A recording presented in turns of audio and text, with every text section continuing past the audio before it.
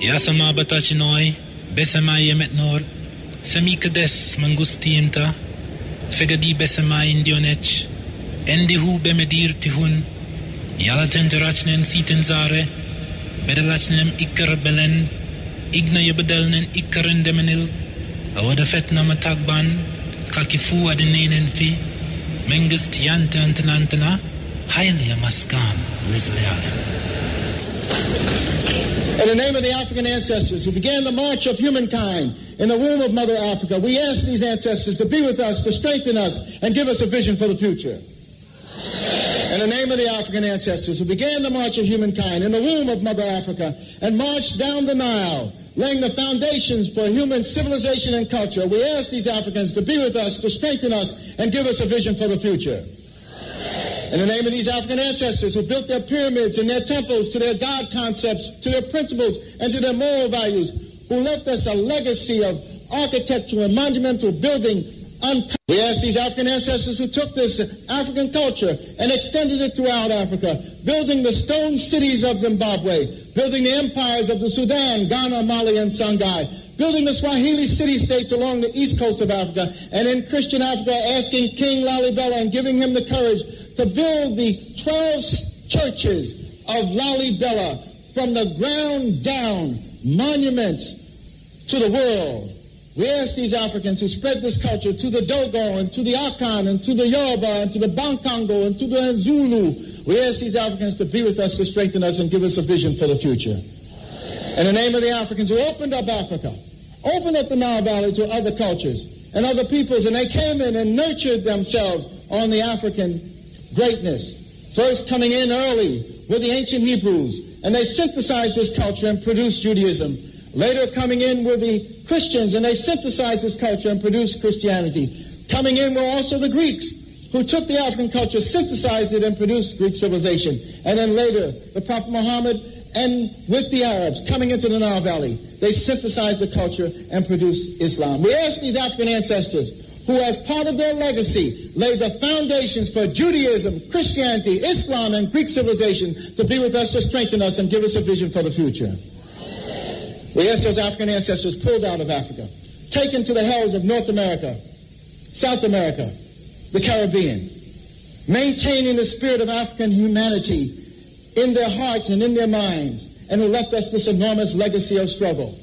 We ask those Africans who resisted enslavement in the villages of Africa, who resisted enslavement in the shores of Africa, who resisted enslavement in those forts and dungeons, who resisted enslavement in the holds of those ships, who resisted enslavement when they arrived on these shores in the New World. We ask these Africans who ran into the highlands of northeast Brazil and established for 100 years the first free republic in the Americas, the Republic of Palmares, and their last great leader, Zumbi, who spared and sacrificed. We ask these Africans who replicated the Brazilian experience and went into the highlands of Jamaica and became the maroon-free communities. We ask these Africans who went into the backwoods of the Guyanas and Suriname and created free republic of the Soramaka and the Ajuka. We ask these Africans who went into the backwoods of Georgia and the swamps of Florida and moved with the Seminole Indians and resisted oppression. We ask these Africans who left us a legacy of struggle and resistance, the likes of which no one in the world has, to be with us, to strengthen us, and give us a vision for the future. We ask these Africans who created and laid for us a foundation of struggle and resistance that was passed on generation after generation, that was passed on to Harriet Tubman, who fought her way out of enslavement and became a symbol of freedom for all of us. Similarly, Frederick Douglass and hundreds of thousands of others fought their way out of enslavement. We asked those Africans who went with Boukman Dessalines to create the greatest revolutionary experience in the history of the world, the Haitian Revolution, leaving us a legacy, the likes of which no one else has had. We ask these Africans to be with us, to strengthen us, and give us a vision for the future. Let us start our class with a prayer. Heavenly Father, Divine Mother, Friend, beloved God, Jesus Christ, Bhagavan Krishna, Mahavatar Babaji, Larry Mahashai, Swami Shri Yukteswarji, our Guru, Paramahansa Yogananda Ji, saints of all religions, we bow to all of you. Heavenly Father, Divine Mother, great Gurus, receive our love, receive our desire to love you more, to attune our hearts and minds with your great presence. Om. Peace.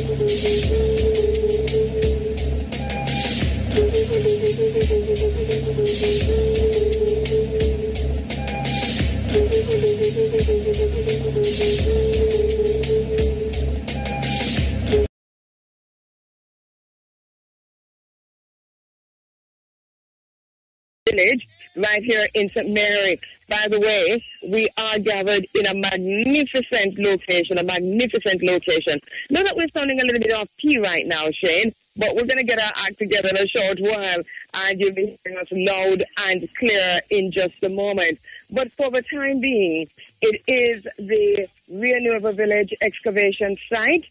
It is a magnificent place, by the way, let me just tell you that. The entire team is here. My name, of course, is Andrew Williams.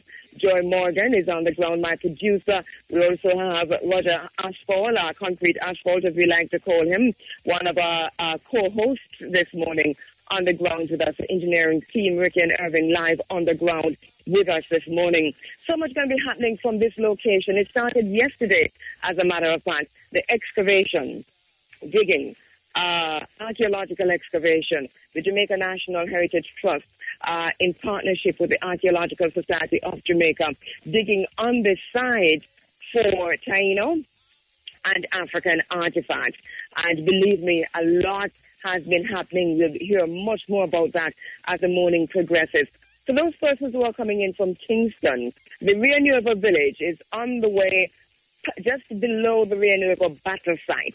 You pass the battle site, and you're turning at the Cool Oasis petrol station. You're heading as if you're going into Rio Nuevo Beach itself. So it's the Rio Nuevo Village. You can't miss it once you make that turn at the Cool Oasis petrol station. Remember, that is where you make the turn. But we're coming to you live from the Rio Nuevo Village this morning. And as I said earlier, so much is going to be happening from this location this morning as we work with the team from the Archaeological Society, the team from the Jamaica National Heritage Trust, and also members of the public gathering here this morning for this outside broadcast. It is a historic occasion. Rio Nuevo itself is a historic place, and we'll tell you much more about that later on this morning. But just to say that the tainos were here, the Africans were here, and the artifacts are being found. We'll join you in a short while with much more. We'll rejoin you in a short while with much more from the Rio Nuevo Village right here in St. Mary. Shane Clark is in studio. We're coming to you live from the Rio Nuevo Village in St. Mary. And as we said earlier, we are part of this morning the Archaeological Societies in partnership with the Jamaica National Heritage Trust archaeological dig excavation. And that is happening here at the Rio Nuevo Village. Once again, just to say that this is really a magnificent site in terms of what has been done to the area here, the Rio Nuevo Village itself.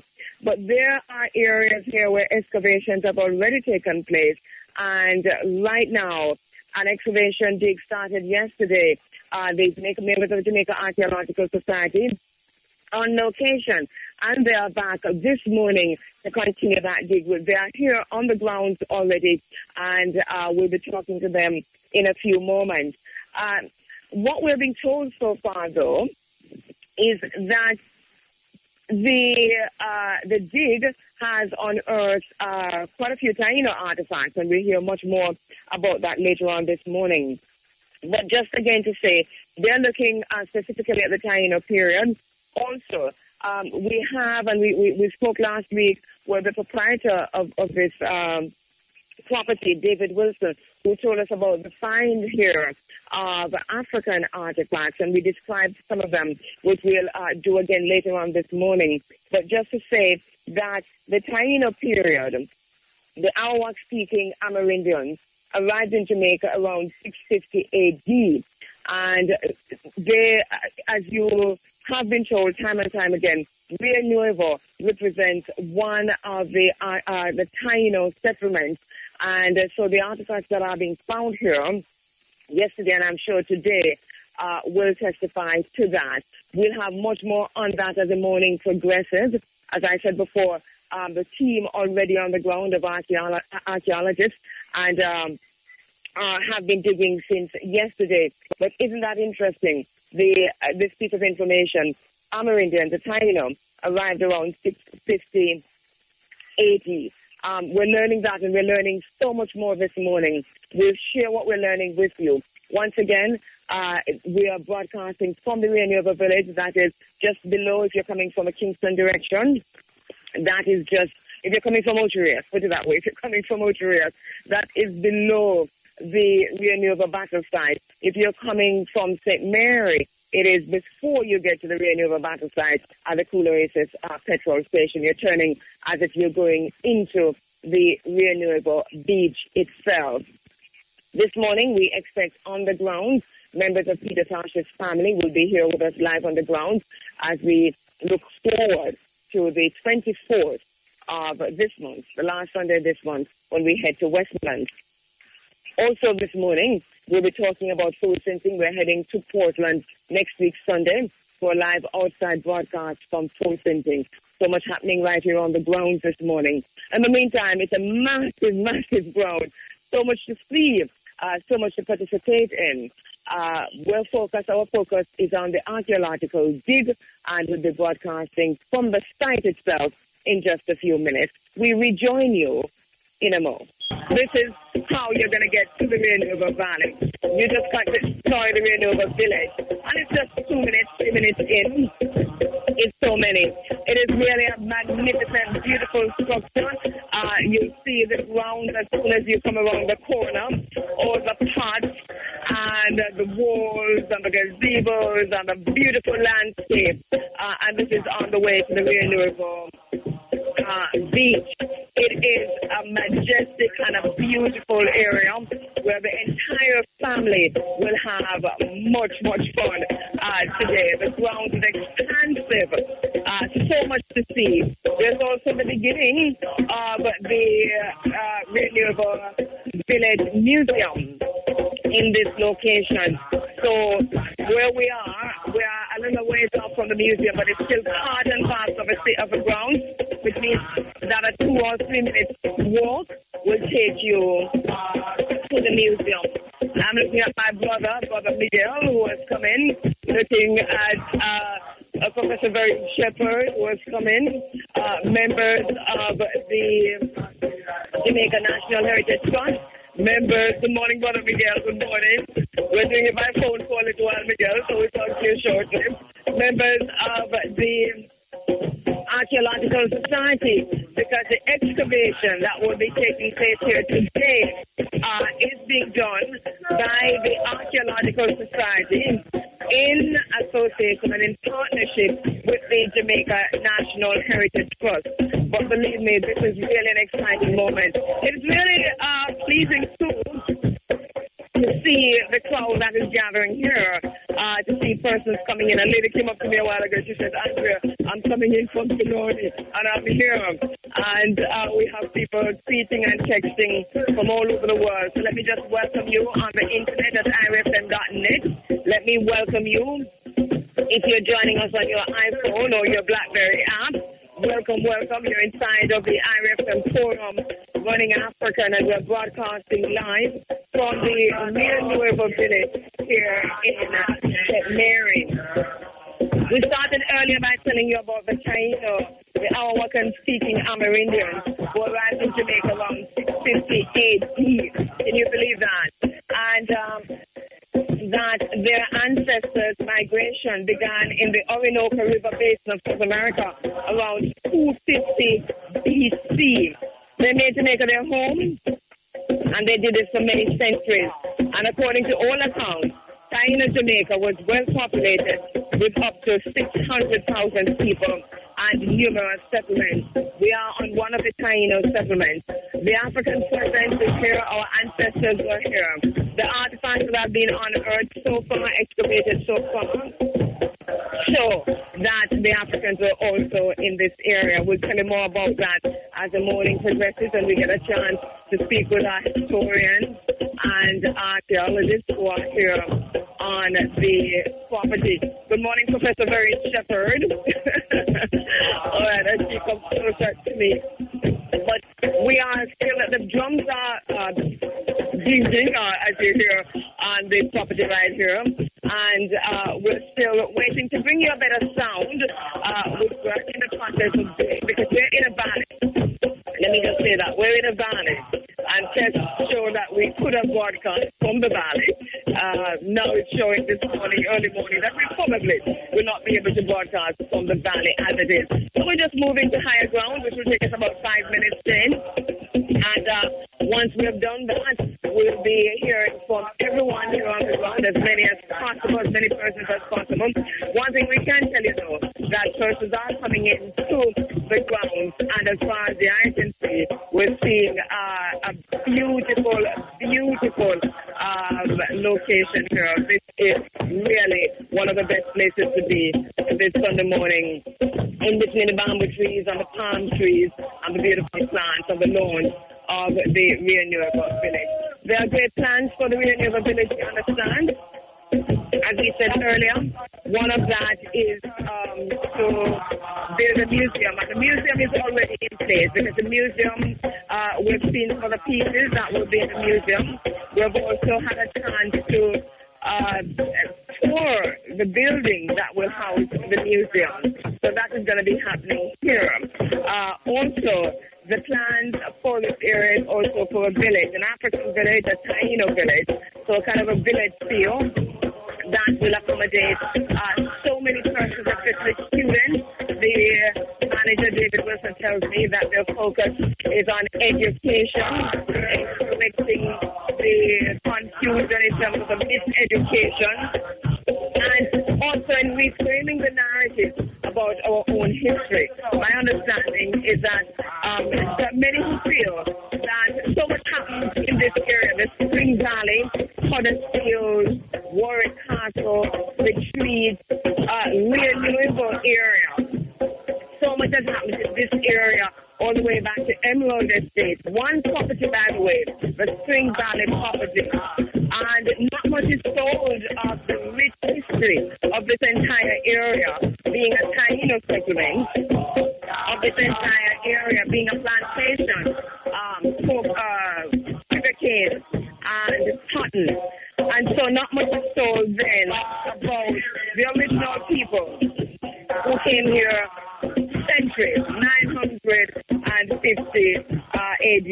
So much is told about the Spaniards and the British and the last battle for European control of Jamaica.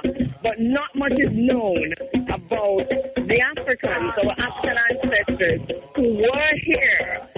Not much is told about the original people, the tainos, who came many years ago. So that is being unearthed right here as we speak this morning, and that will continue throughout the week. Now, as I said, this is being done, the dig is being done in collaboration. We have the Jamaica National Heritage Trust, along in partnership with the Jamaica Archaeological Society. They have been digging since yesterday. We're going to be talking to them in a short while. In the meantime, though, we're taking another break. We will resume our links from here. Hopefully, when next you hear us, because we are moving location, just moving location in terms of where our broadcast vehicle is centered, and it's just 3 minutes away. So we're moving location as far as that is concerned, and hopefully when you rejoin us, we will be coming to you with so many others from the venue right here at the Rio Nuevo Village here in St. Mary. Once again, to say thanks to the hardworking team on the ground, Nicholas is in the studio, Nikki on the ground here, and Irvin on the ground here. Thanks to that hardworking team. Our producer Joy Morgan, Concrete Asphalt, Roger Asphalt is here. So the group, the team from Iriefm, large and in place. Also the members of the Jamaica National Heritage Trust and the Archaeological Society of Jamaica. Once again, it is a place to take the entire family. Don't be afraid to take your children, because they're going to enjoy just having this wide expanse, beautiful expanse to just explore. And at the same time, to get an idea of what an archaeological dig looks like. So until you join me again, Shane.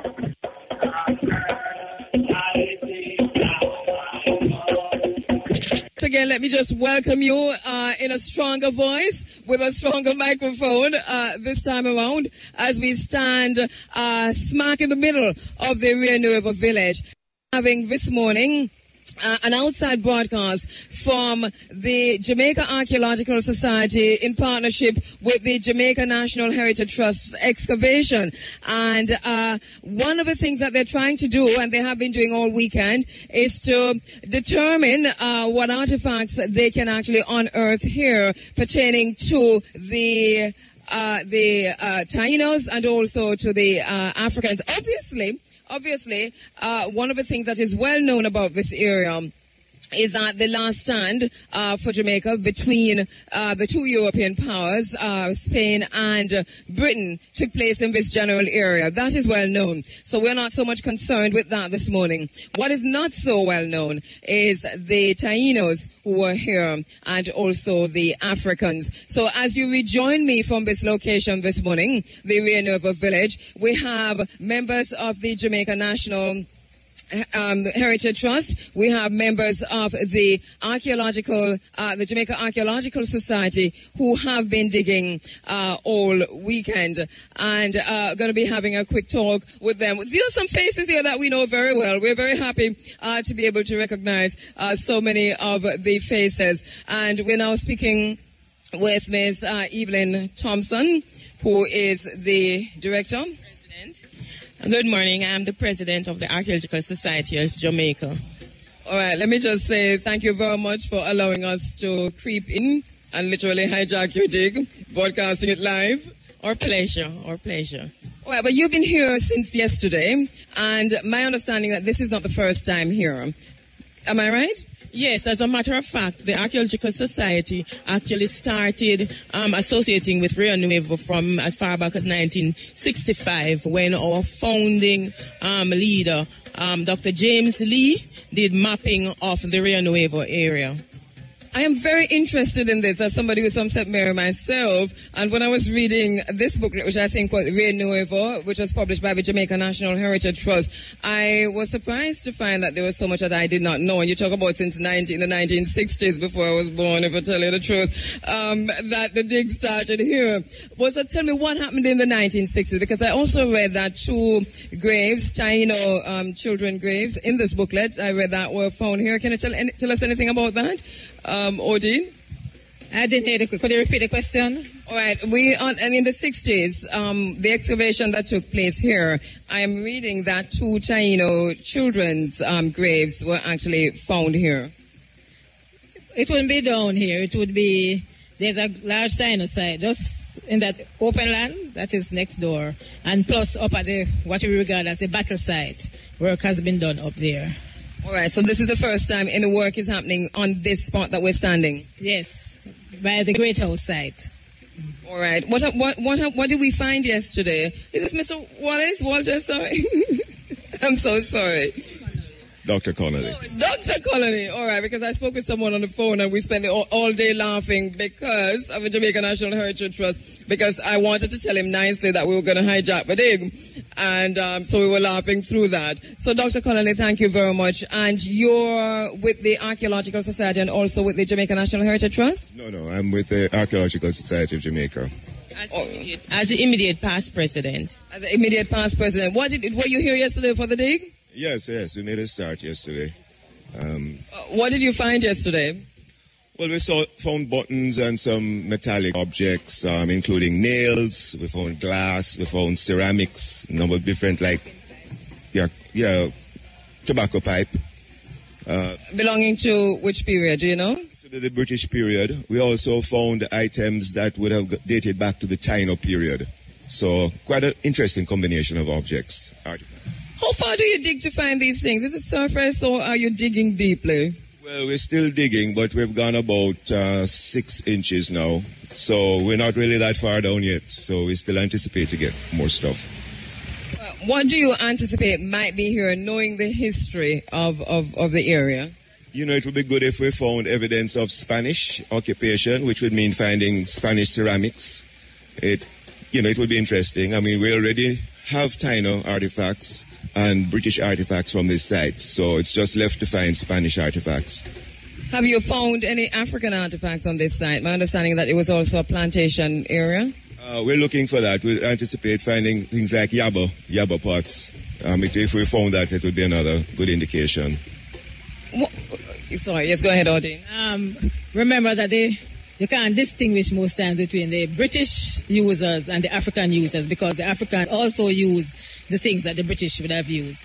So on these sites, you're going to find, unless we are actually in this enslaved village area, then we could say, yes, definitely this is definitely just by African. But like the smoking pipes, the ceramics, all of those things were part of the enslaved African. So it is difficult to say, from what you're finding with the pipes and so on, who, not British or African? It would be either of them using it. And remember, because we're in the Great House area, enslaved Africans would have been living and working in this area. Right.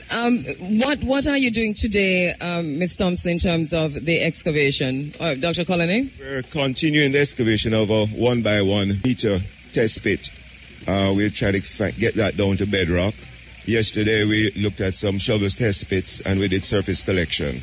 So it's left for us to see what we're going to find in this 1x1. I can't wait to see exactly what an archaeological dig looks like. We only see it on TV. Honestly, some of us only see this on TV. Although, I think when we went in search of Fibber, Odin, if you remember, we were in is it Landilo area where we found some stuff? Right. We were, yes, near to the Cabarita River. All right, so I did see that. But anyway, I've not seen the actual dig, and we're inviting students and so on. Would you encourage students, teachers, and so on to make their way here today, Ms. Thompson? Most definitely, because I think we're going to have a wonderful time today. One of the things we realize is that this is not just a heritage site, but this is also a declared site in Jamaica. Quite recently, when we were looking at the documentation, we found out that this is actually a part of the larger declared site from the taino perspective as well as from the British perspective. And as Dr. Connolly, our principal investigator for the excavation, pointed out earlier on, we are looking for the Spanish presence running contemporaneously with the British as well as with the taino. All right, but you hardly mention the Africans, though. How come? I understand what you're saying, Ordine, but how come we don't hear the Africans in the narrative? Is you asking, Ms. Thompson? It's not that we're not including Africans in the narrative, but we're just talking about periods. It's just a convenient way of dating. We say a taino period, Spanish occupation period, British occupation period. The African presence ran through from the Spanish occupation period. Some people will argue even before that Africans were over in this part of the continent, long, long ago. So African presence has been around and underlines everything that we're doing here. All right. You're asking about the African presence.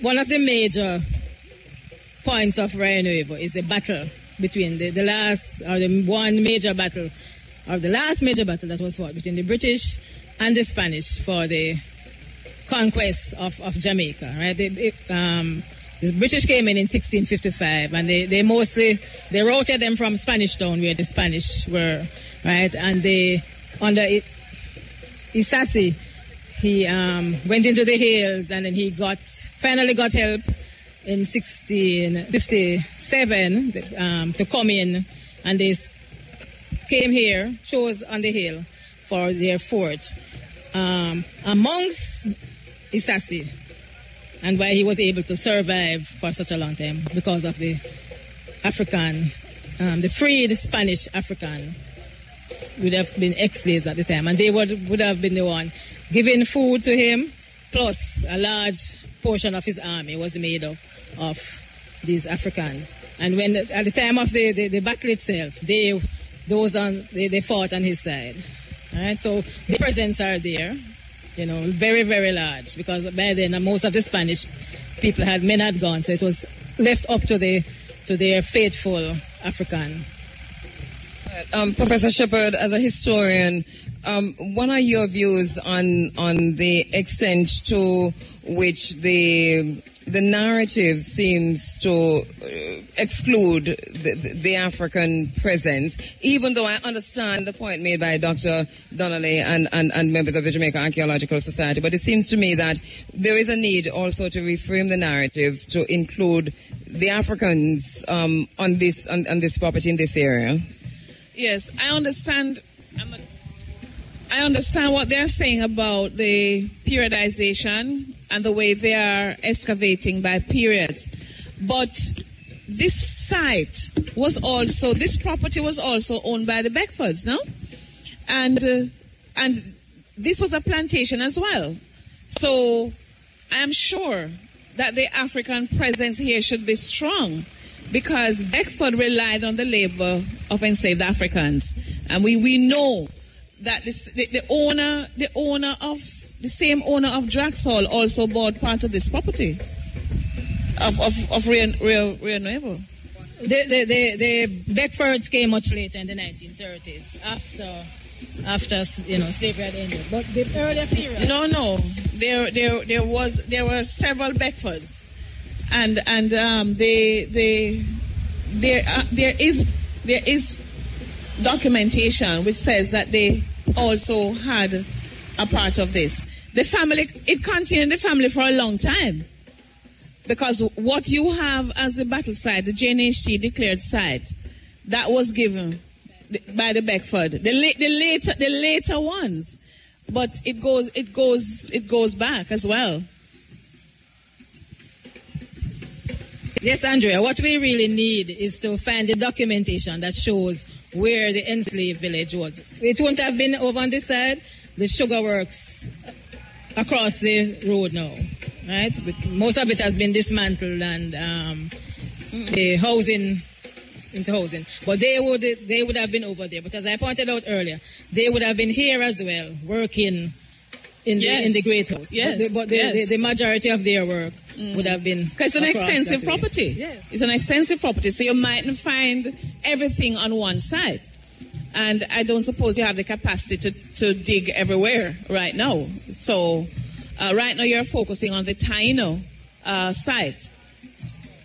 You're doing the African as well. The great, what we're focusing on is the Great House site, which is including all. We haven't found any evidence of the Spanish so far, but including the British, the Africans, and the Taino. Yeah, but I like what you're talking about, the overlapping though, the overlapping of cultures, and the way in which sometimes you're not sure if what you're finding is one culture or the other culture because of the interaction of cultures. Well, it is very fascinating, to say the least. And when my producer came here yesterday and called to say you were finding Taino artifacts, I nearly jumped down here myself. I just couldn't manage it. But do we know how long the Tainos were here? Well, the Tainos were here from 1850 AD. And there were people here before, indigenous people from 650 AD, Red Rare culture. So we've had an indigenous presence here for a very long time. What is interesting about all of this is that in the Kikongo culture, in terms of especially the religious and spiritual aspects, there is a part of their religious liturgy is that their ancestors came from space and mingled with the Indians, and that this has been happening over and over and over and over again. And as we stand on this site where Africans and Tainos might have met, that would closely resemble the stories coming from the continent of Africa itself, even as far as those that are spiritual religious stories. Well, we have some evidence of that type of relationship in the Nannytown, Moortown area. Excavations were done there, and evidence of Taino and African artifacts found in context. So we do have that, and the suspicion is that that might be more widespread than we think. I believe that myself. We're coming to you live from the Rio Nuevo Village, and we're speaking with Dr. Ivor Connolly, immediate past president of the Archaeological Society of Jamaica. Evelyn Thompson is the president of the Archaeological Society of Jamaica, and of course, Odile Brooks, archaeologist at the Jamaica National Heritage Trust and member of the Archaeological Society of Jamaica. Yes, Ms. Thompson, you see that we have a paper, you know? All right, so what are you going to do now? When does the dig start again? Well, we plan to start, as Dr. Connolly will expand on, at 8:30 this morning, going through for the entire day as yesterday. As he mentioned earlier on, we'll be continuing the excavation of the pits that we've been looking at, looking for the presence of different cultural groups. There are so many developments happening in this area, Dr. Connolly. Many. And right now as we speak, one is about to start just on the other hill across from the Rio Nuevo Beach, just over on the other side. And it seems to me that with all of this happening, not much is known by the persons themselves who are undertaking these developments about the history of the area and possible preservation, what to look for, call the Archaeological Society of JNHG, if anything. What should people know about while they're doing all of these developments in this particular area? Well, you know, you say that, and immediately I'm thinking that we should have some sort of memorial set up to represent tainos, to honor our taino ancestry and heritage, because taino is in a lot of us. We don't even realize it, right? And I think we have done this for the African population. I think we can do that for the Tainos as well. So I see him looking at me, Andrea, and he beckoned me to come over when he was making that point. And I think that's because he knows that several years ago, the Historical Society of Jamaica started to collect funds. There was actually a fund. They were asking for donations to build a monument to the Tainos. Yes, but they never got enough money to do it. This is as good a place as any, isn't it? Well, it can be a start. We tried, because I was in the organization at the time, the Historical Society, and we really, in fact, it was when other people were marking the quincentenary, and we felt that the Tainos were somehow disappearing from that quote-unquote celebration. And a lot of us were objecting, in any case, to the commemoration because it was the Columbus quincentenary. And we were saying, you know, what happened to the people in the consequence of that voyage and those voyages. But I'm telling you, the fund didn't move. And I think eventually they just used the money to help to publish a book on the Tainos. Yes, that's right, yes. But we should keep that going. I think it's a disgrace that we don't have any monument to the Tainos. For persons who are listening in and around the area, because I talked earlier about the entire area of Spring Valley and Warwick Castle and, you know, Emerald Estates and Huddersfield, that entire area where there's so much happening in terms of building right now. You can hardly find a square inch right now where somebody's not about to build. That's so much excavation in itself, might be happening there. What do you say to builders? For example, you know, if a lot of us had known when you're building that you're building on a site that's a historical site, you'll be there sifting through the dirt while you know, the man is excavating. You know, it would be good if developers of, let's say, a large property were able to earmark a small area and they could dedicate that to a show area, an information center. I mean, it would be sophisticated to call it a museum, but just something that is showing off what was actually found on that site to represent, you know, the cultures that were there earlier. But the whole Jamaica is a historical site, and any construction that's going on, you know, I mean, it's likely that artifacts are going to be found. So what is in place to ensure that if developers, people who are building, you know, building apartment complexes and so on, what is in place to ensure that they report any findings to the Jamaica National Heritage Trust?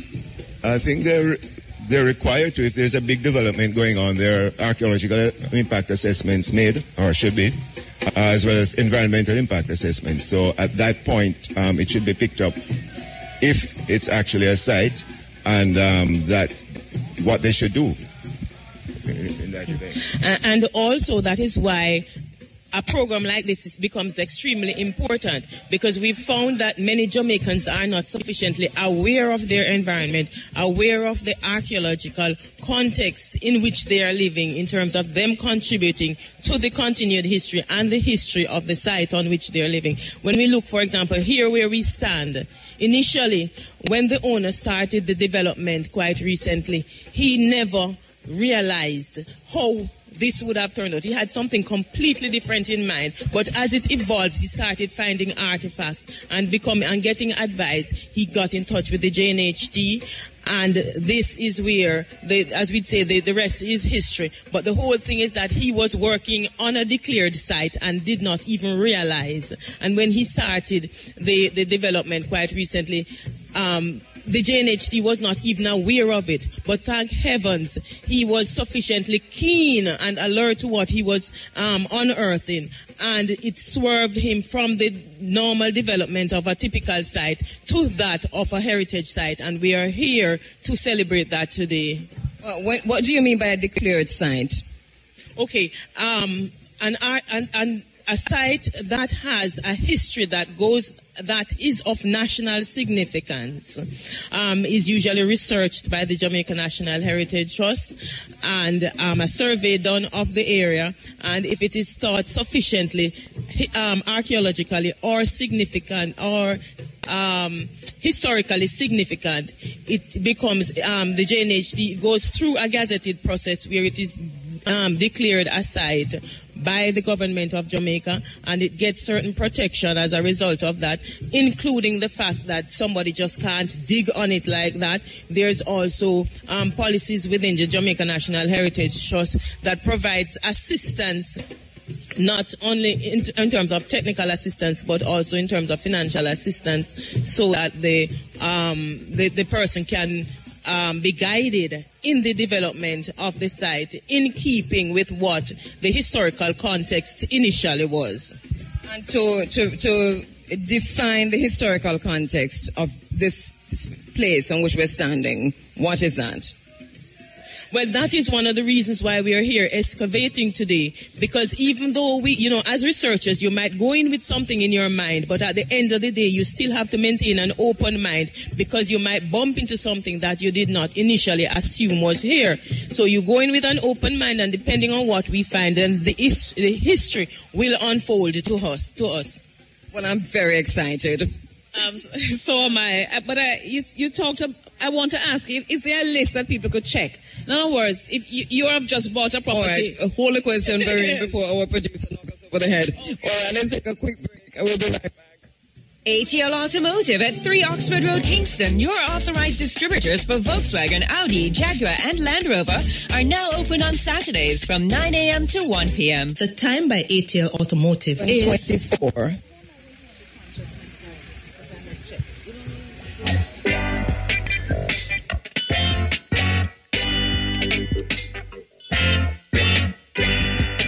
Ultra Lifeline. All right, we're coming to you live from the Rio Nuevo Village right here in St. Mary. Let me just welcome on to this broadcast CHRY 105.5 FM. They are based in Canada. They are getting a live stream, a live link from us. We're broadcasting live into York University. And so let me welcome to the broadcast from Iriefm, the students of York University, and of the listeners to CHRY 105.5 FM. They are based at room 413, Student Center, York University, 4700 Keele Street, Toronto, and will be with us for the duration, the remainder of the discussion this morning. It is Running African, by the way. We are on the internet at iriefm.net, and you can follow us on Twitter. Follow me at Andrea Williams G. We are also on Facebook at Andrea Williams or Running African. Thank you very much for those who are listening on their BlackBerry and iPhone apps, and to those who are checking us out on the 107th.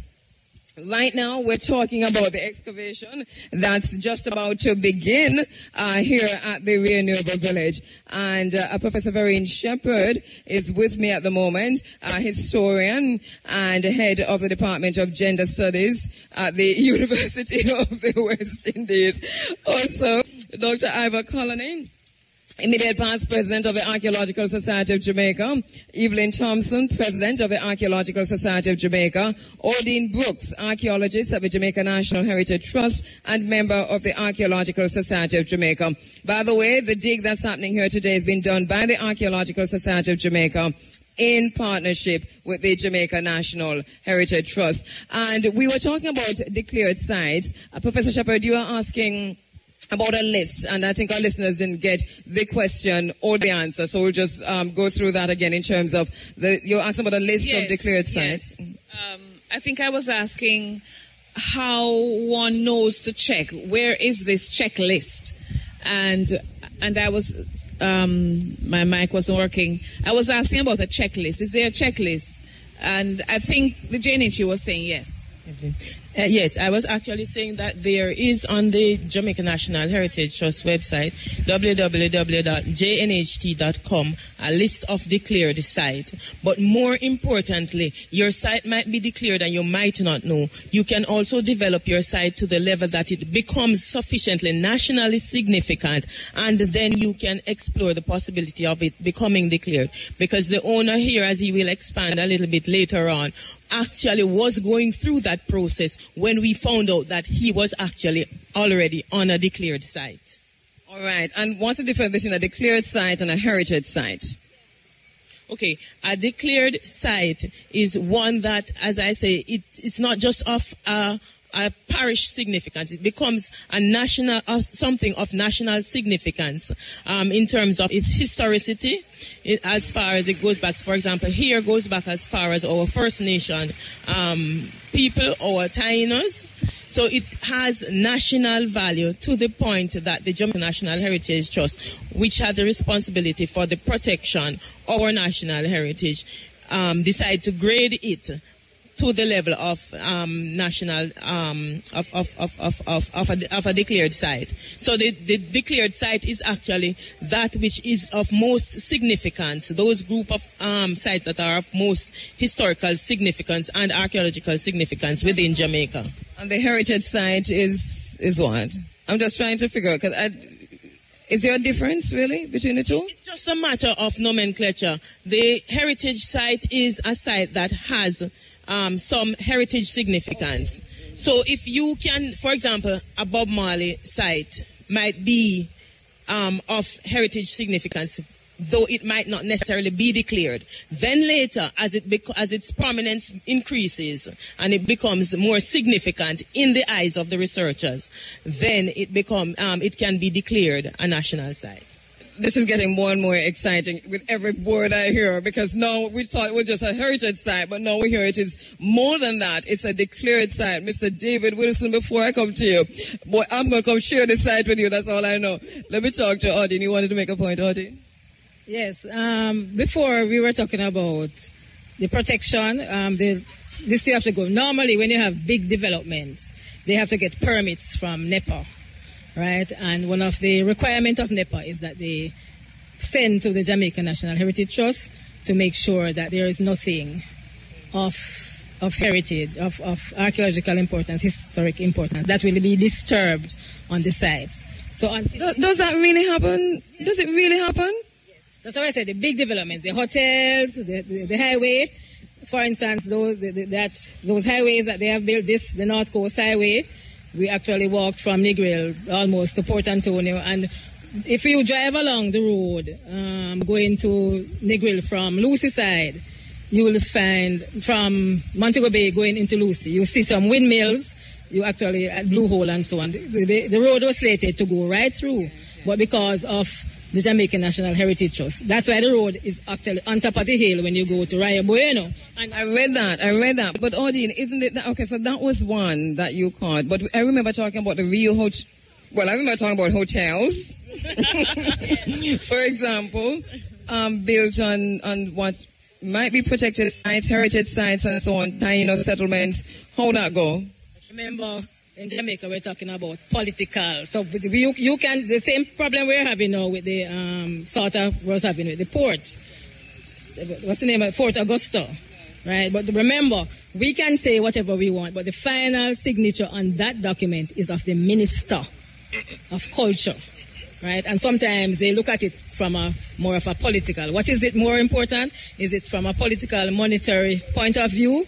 So that's what's happened. So we can talk and we can make recommendations and so on. But I can say, for instance, with the highways, wherever we are able to go in, we have just finished looking at the new segments that there will be from Monique and through the Caymanas. We have gone through, walked through those bushes as much as possible, because some areas, because of the terrain, you couldn't get through. And we make recommendations, and then they shift the alignment of the road. For instance, last week, Forestry Department, I think they want to do some development at a place called Windsor Castle in St. Thomas. And they sent to the trust to find out if there's anything of heritage value on the sites, right? So that sort of thing. But I'll say big development, big development really are required for these permits.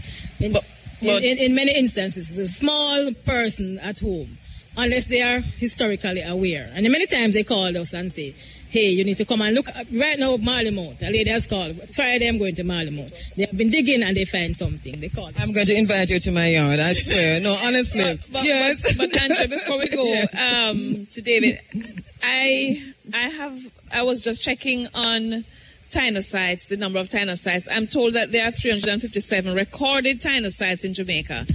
53 or 14.9% have been destroyed, whether by natural disaster, construction, or real estate development. So, obviously, we have lost some. And there are still many more that we have not touched yet. We have not found. And I must say, from my list, there are 33 sites in St. Mary, tainos sites. Very, we always did think so, don't it? St. Mary has something special about it. I think we should start digging Hopewell. I think so, yes. And look here, Rock Spring, as me and Very talking now.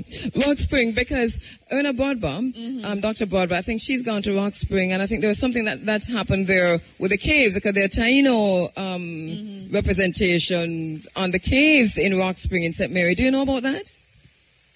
No. There's the nickname One Booby Susan, which is in Woodside, but also Rock Spring. No, we are waiting on her to call us to come. All right, good. That's how it goes. People will call and say, hey, because we are going in Old Harbour too. When we go on Friday, there's a cave that they want us to look at. So we'll be looking. And recently they were called to the University of the West Indies to look at something, right? How is that going? We were called to where they're building the new. I think they have finished the new the medical lab facilities. They cut through. What might be there? They cut through a cemetery with skeletal remains. And whose cemetery? Well, it's in the slave village side of the property. So there's African remains that are there. They cut through it.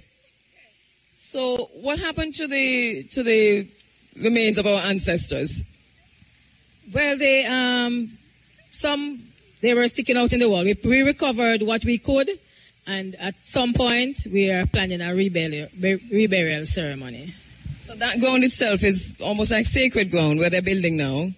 What is proposed? Is the building continuing? What's happening? No, the building itself is not weird. It's a trench we're cutting to put in drainage pipes. Right, which they have put in and covered back up the trench. All right, but the most of the cemetery, I think, is to the west of that, according to how the trench was cut. So that is undisturbed. Do you have any concerns about that? And I switch my hat now to that of conservator.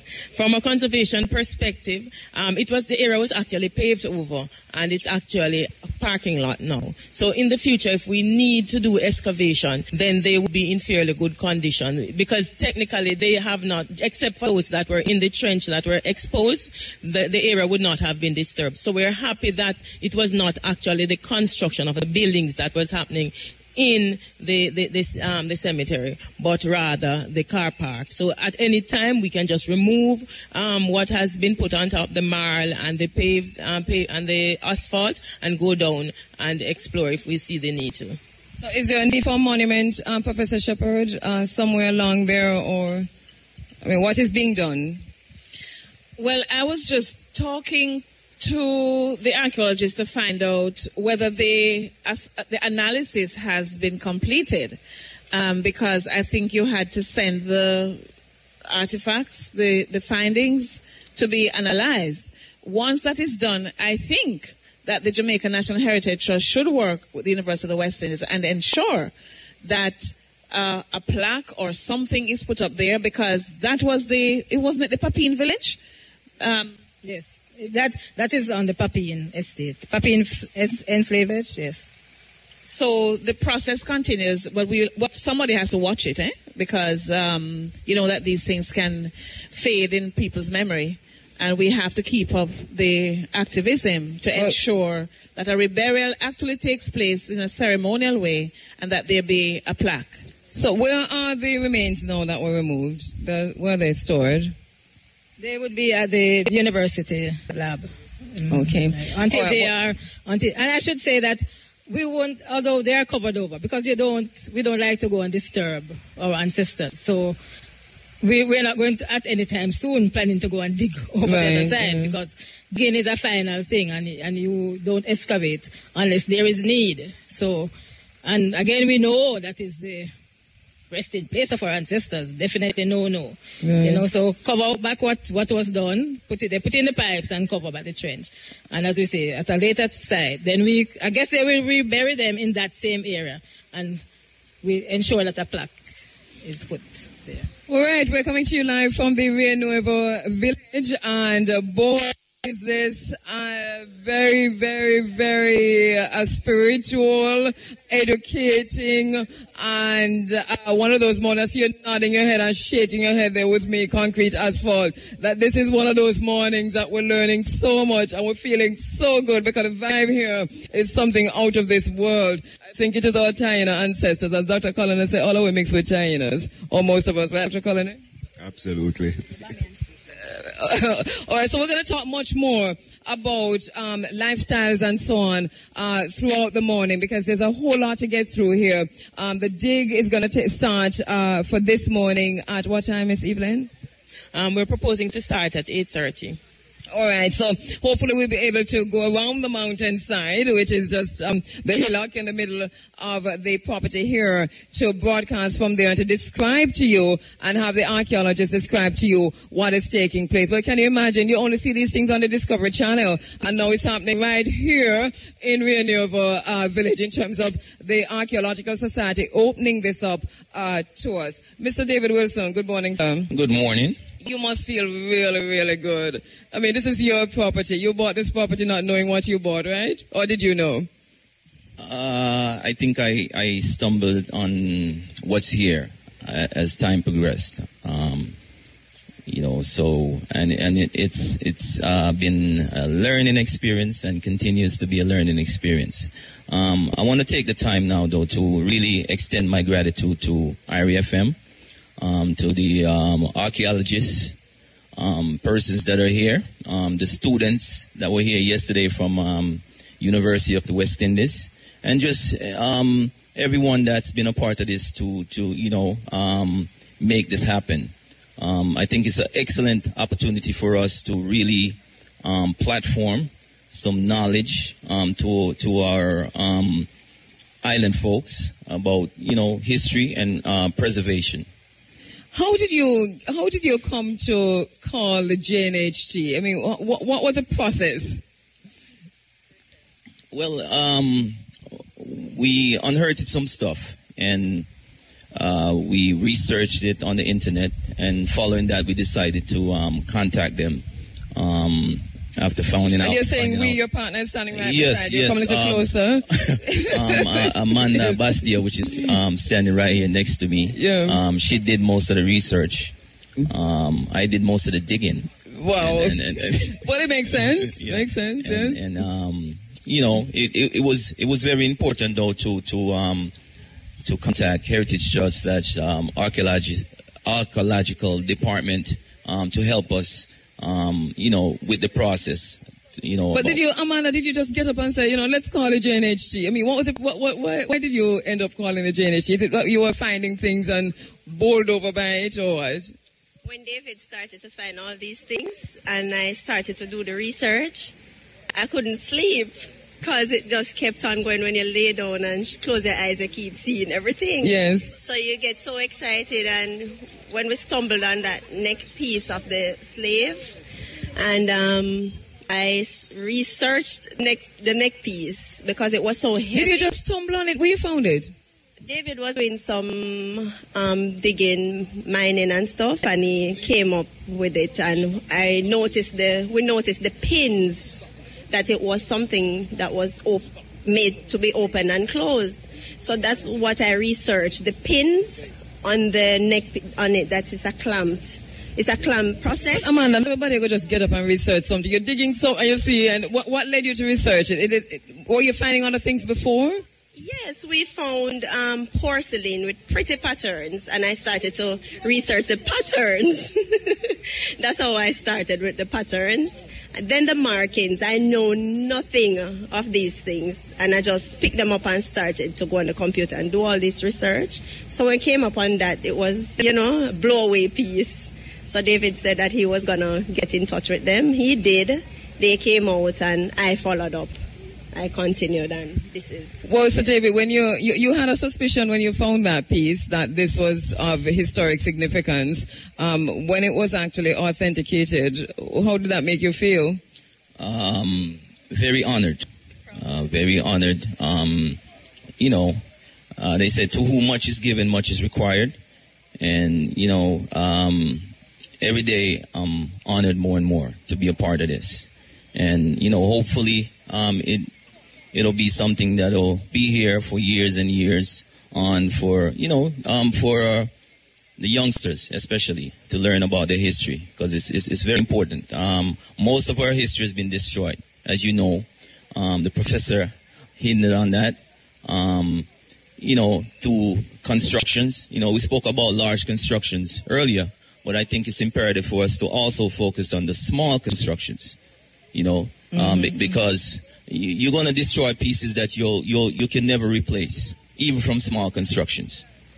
We were invited to a symposium by Evelyn Thompson at the university, and I got much information there, and I followed up because of some bottles, medicinal bottles, because I know you're so interested in African pieces, and they're mostly African medicinal bottles. So I followed through with a lady in Virginia that I met there. Yes, and she helped me to identify those bottles. So we have not just the neck piece and the shackles and stuff, but we have evidence of those medicine bottles here that we found on property. So that's another significant, because African medicine still... I am totally into the African medicine thing. Totally into it. Everything I hear Ms. Evelyn telling me that this is where I'm supposed to be this morning. Are you surprised by anything that is being unearthed here? Not just now, but even over the period since David has acquired this? Yes and no, but I think I'm more fascinated by the evolution of the history and the approach of these people who just spoke, David and Amanda, of how they started just exploring, seeing how they can develop just another side, and how the heritage bug has beaten them to the point that these people are exemplary, not only in St. Mary, but in the entire Jamaica, as to what exactly we can do with a site that seems relatively insignificant, taking it to the point that we now realize that we are standing on hallowed site, we are standing on actually a declared site in Jamaica. So I think that is quite fascinating. And that is going to call for libation. Where is Dr. Green?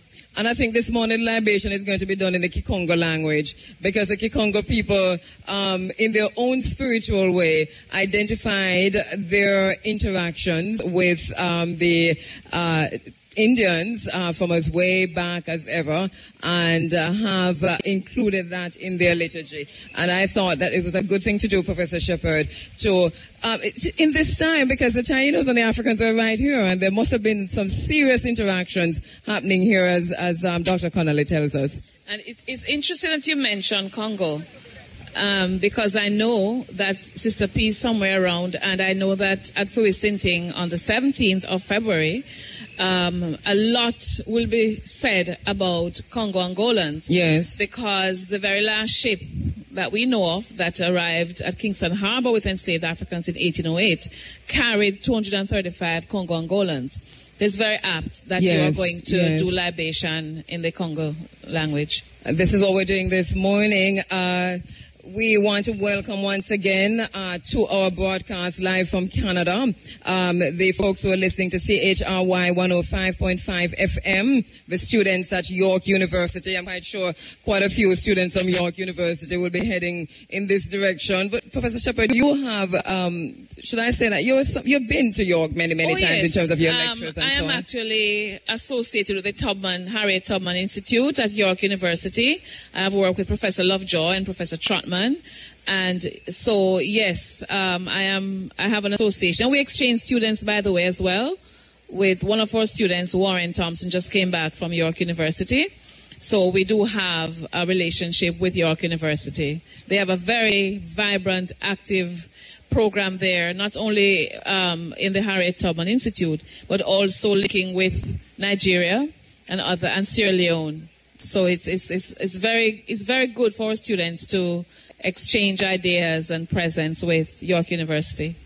As part of our Black History Month celebrations, we are doing this morning with York University, this broadcast going straight into the university through CHRY 105.5 FM. Roger Haspel is on the compound, is in the place, seriously taking in what's happening here. Roger, your thoughts on what you're seeing so far, my brother? Pardon me?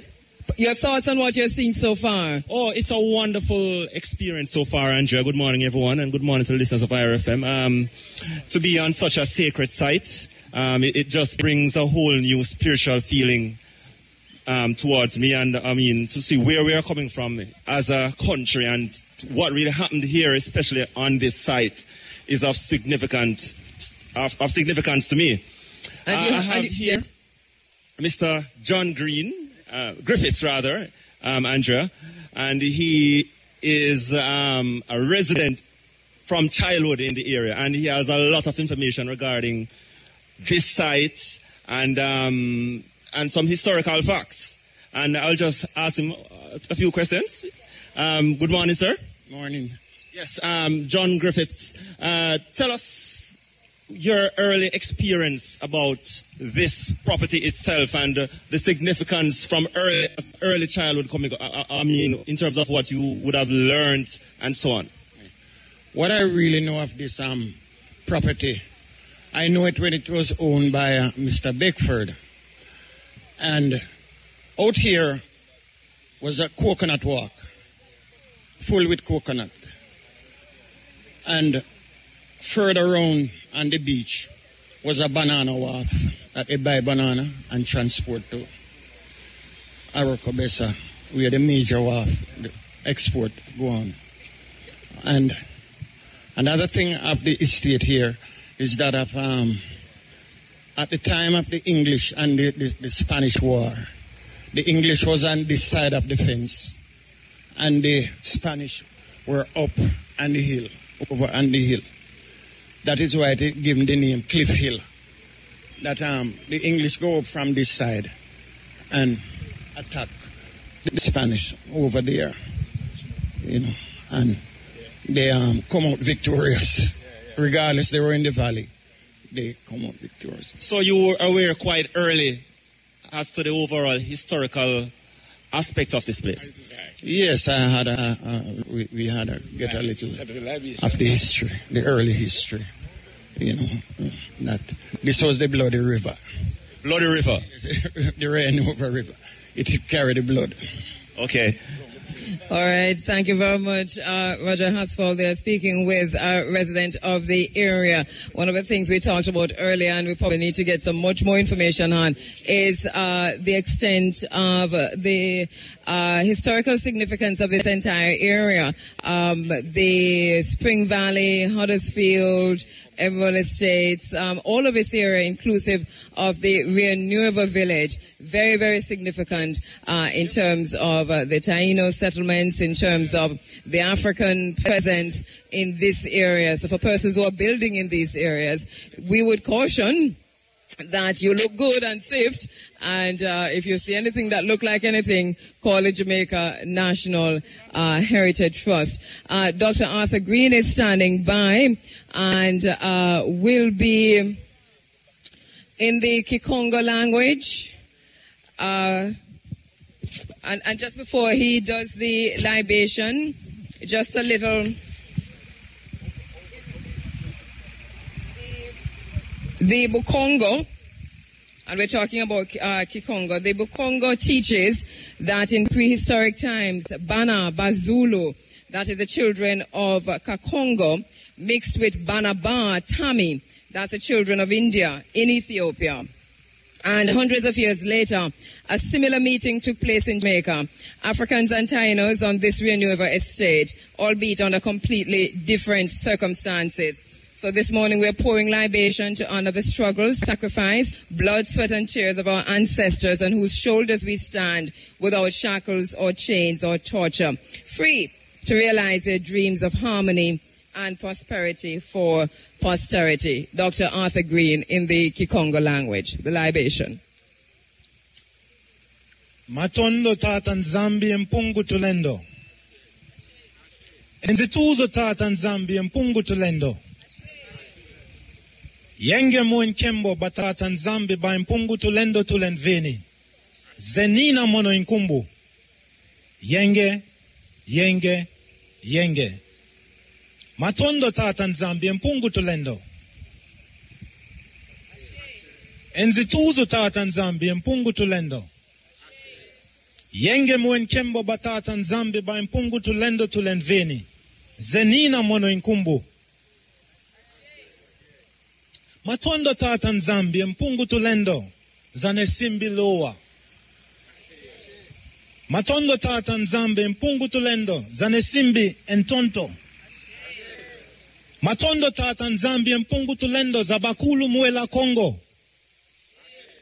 Matondo tatan zambi mpungu tulendo za bantu zenina muntu. Matondo tatan zambi mpungu tulendo. Enzituzo tatan zambi mpungu tulendo. Yenge mwen kembo batatan zambi ba mpungu tulendo tulenveni. Zenina mono inkumbu. Yenge, yenge, yenge. Yenge. Matondo tatan zambi mpungu tulendo za biminti. Zenina muntu. Matondo tatan zambi mpungu tulendo za pie. Zenina muntu. Yenge, yenge. Matondo tatan zambi mpungu tulendo za mupepe. Zenina muntu. Yenge, yenge, yenge, yenge, yenge. Matondo tatan zambi mpungu tulendo. Enzituzo tatan zambi mpungu tulendo. Yenge mwen kembo batatan zambi ba mpungu tulendo tulenveni. Zenina mono inkumbu. Yenge, yenge, yenge, yenge. Matondo tatan zambi mpungu tulendo za bantu. Zenina muntu. Yenge. Matondo tatan zambi zenina muntu. Yenge, yenge, yenge, yenge. Matondo tatan zambi mpungu tulendo. Enzituzo tatan zambi mpungu tulendo. Matondo tatan zambi mpungu tulendo. Enzituzo tatan zambi mpungu tulendo. Yenge, yenge, yenge, yenge, yenge, yenge, yenge.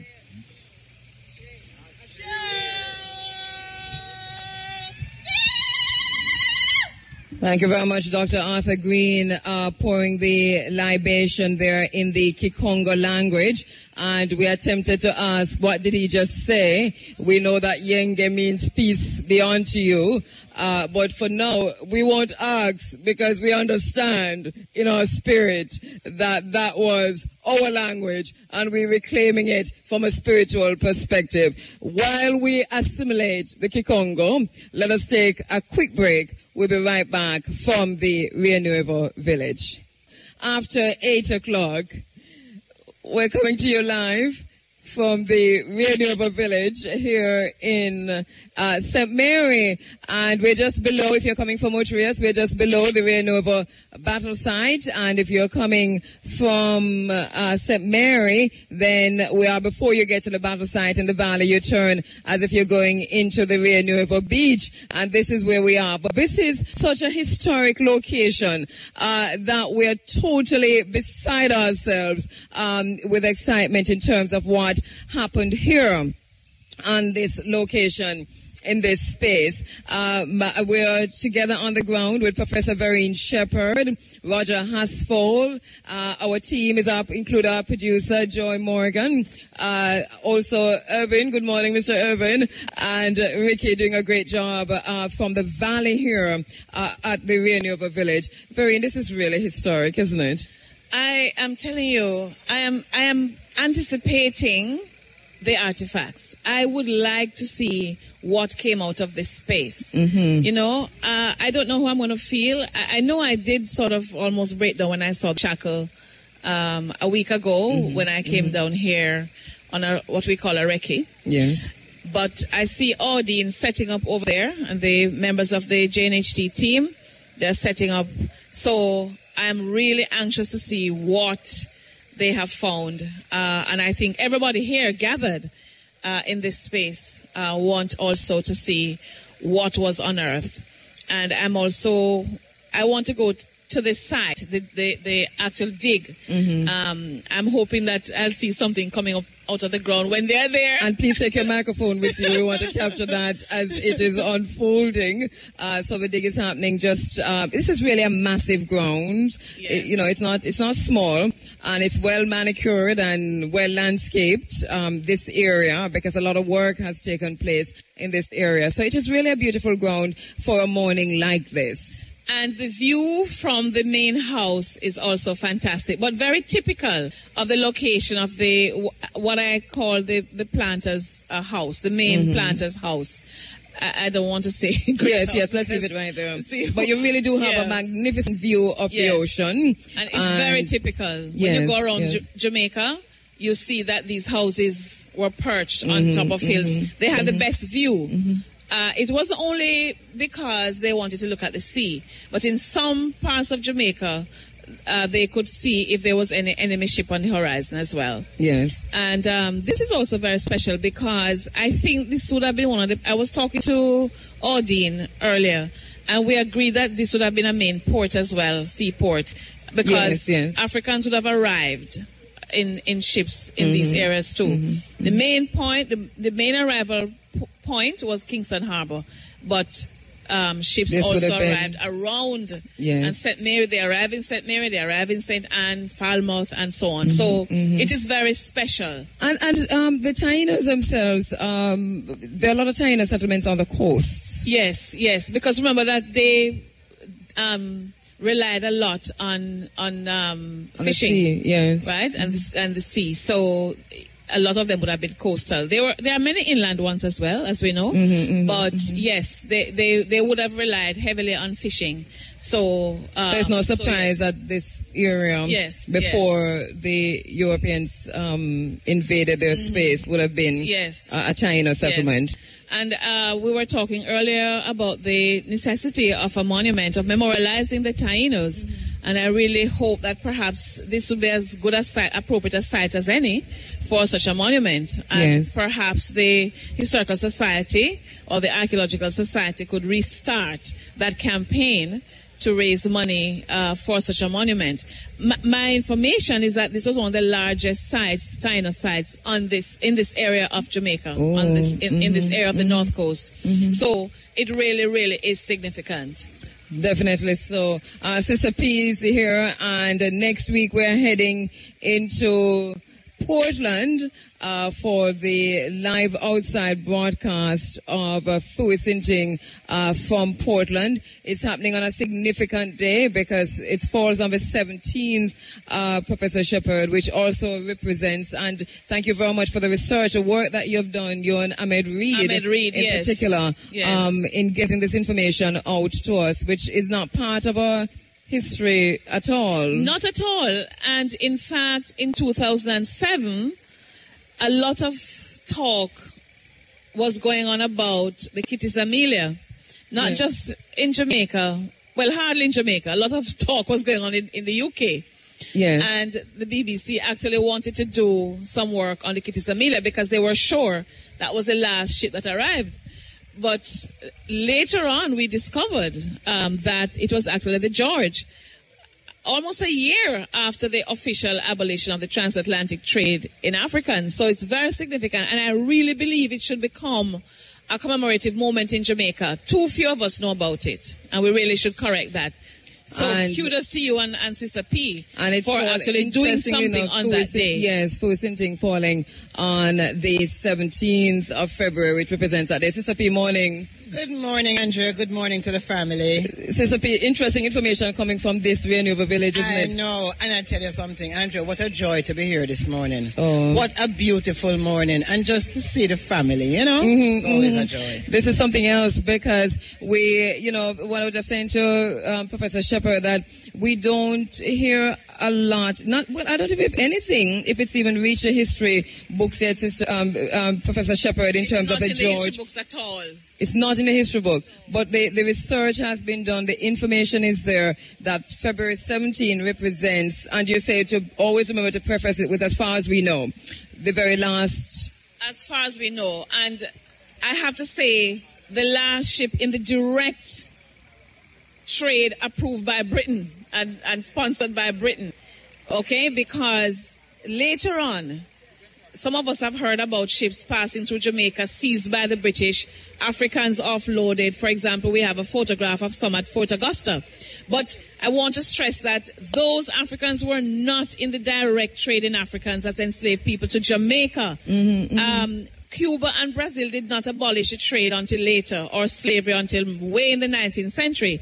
So clandestine trading was going on. Yes. So the British now positioning themselves as this grand liberator, even though they had been for centuries involved, didn't want anybody else to have an economic advantage. So patrolled the seas, seizing ships and so on. So you would have had enslaved Africans passing through, then freed by the British, and then they said that some of them had to serve in their navy, and they sent some back to Africa or kept some as indentured servants.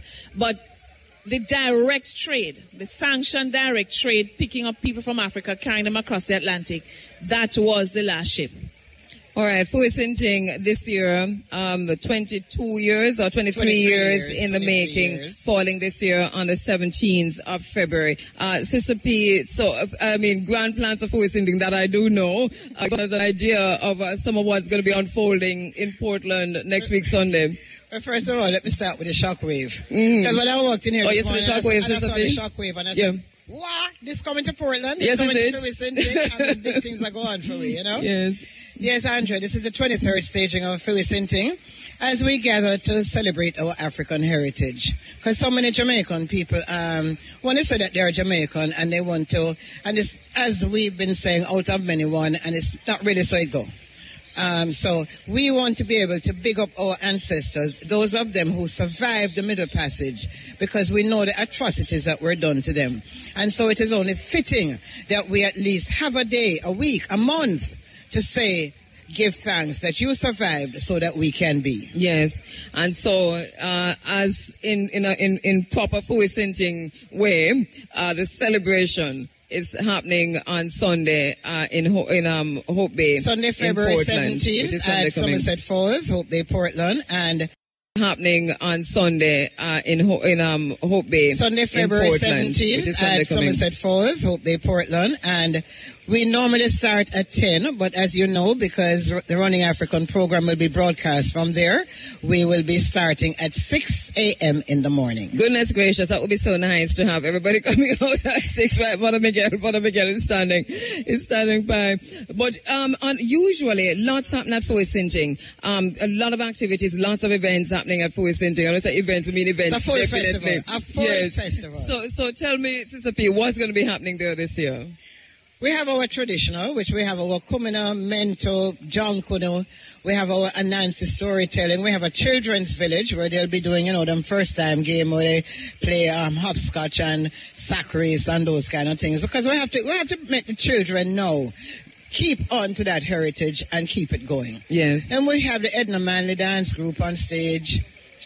The poets, DYCR, Informative History Man, and of course Royal African Soldiers, which is a permanent part of the family. What else? There's so many different things happening. There's usually a proper stage for poetry. Yes. And that is... No, poetry is a very big thing. Yes. Because if we notice that it's a lot of our young people, they are the ones with the message now. They took over the message from those who were having the message in the 70s, because that message died. And it's the poets now. And they're all very young, and they're the ones now. They are the warriors. They are the revolutionaries now. So the poetry stage active as usual. I know Master Kura is either here already or on his way here, and he'll probably tell us a little bit, because as usual he's manning the poetry stage, SFP. Yes, he's manning the poetry stage. All right. Also, Andrew, I'd like to mention that Liberty Hall is bringing out their mobile Marcus Garvey exhibition, and the Institute of Jamaica will be bringing out artifacts. This is along with all the entertainment. We can't leave out the fact that Mutabaruka has his African dance party, but when you go to Africa, the first place that we head for is the market. The first place that we head for is the market. So, Fewisenting gives us this opportunity. We have a huge market. So you come there to shop. Sister P, I'm going to interrupt you a bit, because, you say the first place we head for when we go to Africa is the market. But Miguel, professorship is very true. As we put on the bag... No, it's not a lie. As we put down the bag, Miguel, I don't know what you do when you go to Africa first, but we women, we go to the market, No, we go to the market too, and the market ain't no ordinary market. The market is miles long, and you get everything at the market, from the fowl, to the shea butter, to the cloth, to cow shell. Everything seems to be at the That's what you do too. When I went to Senegal, when I went to Ghana, when I went to Nigeria, the first question, where is the market? Where is the market?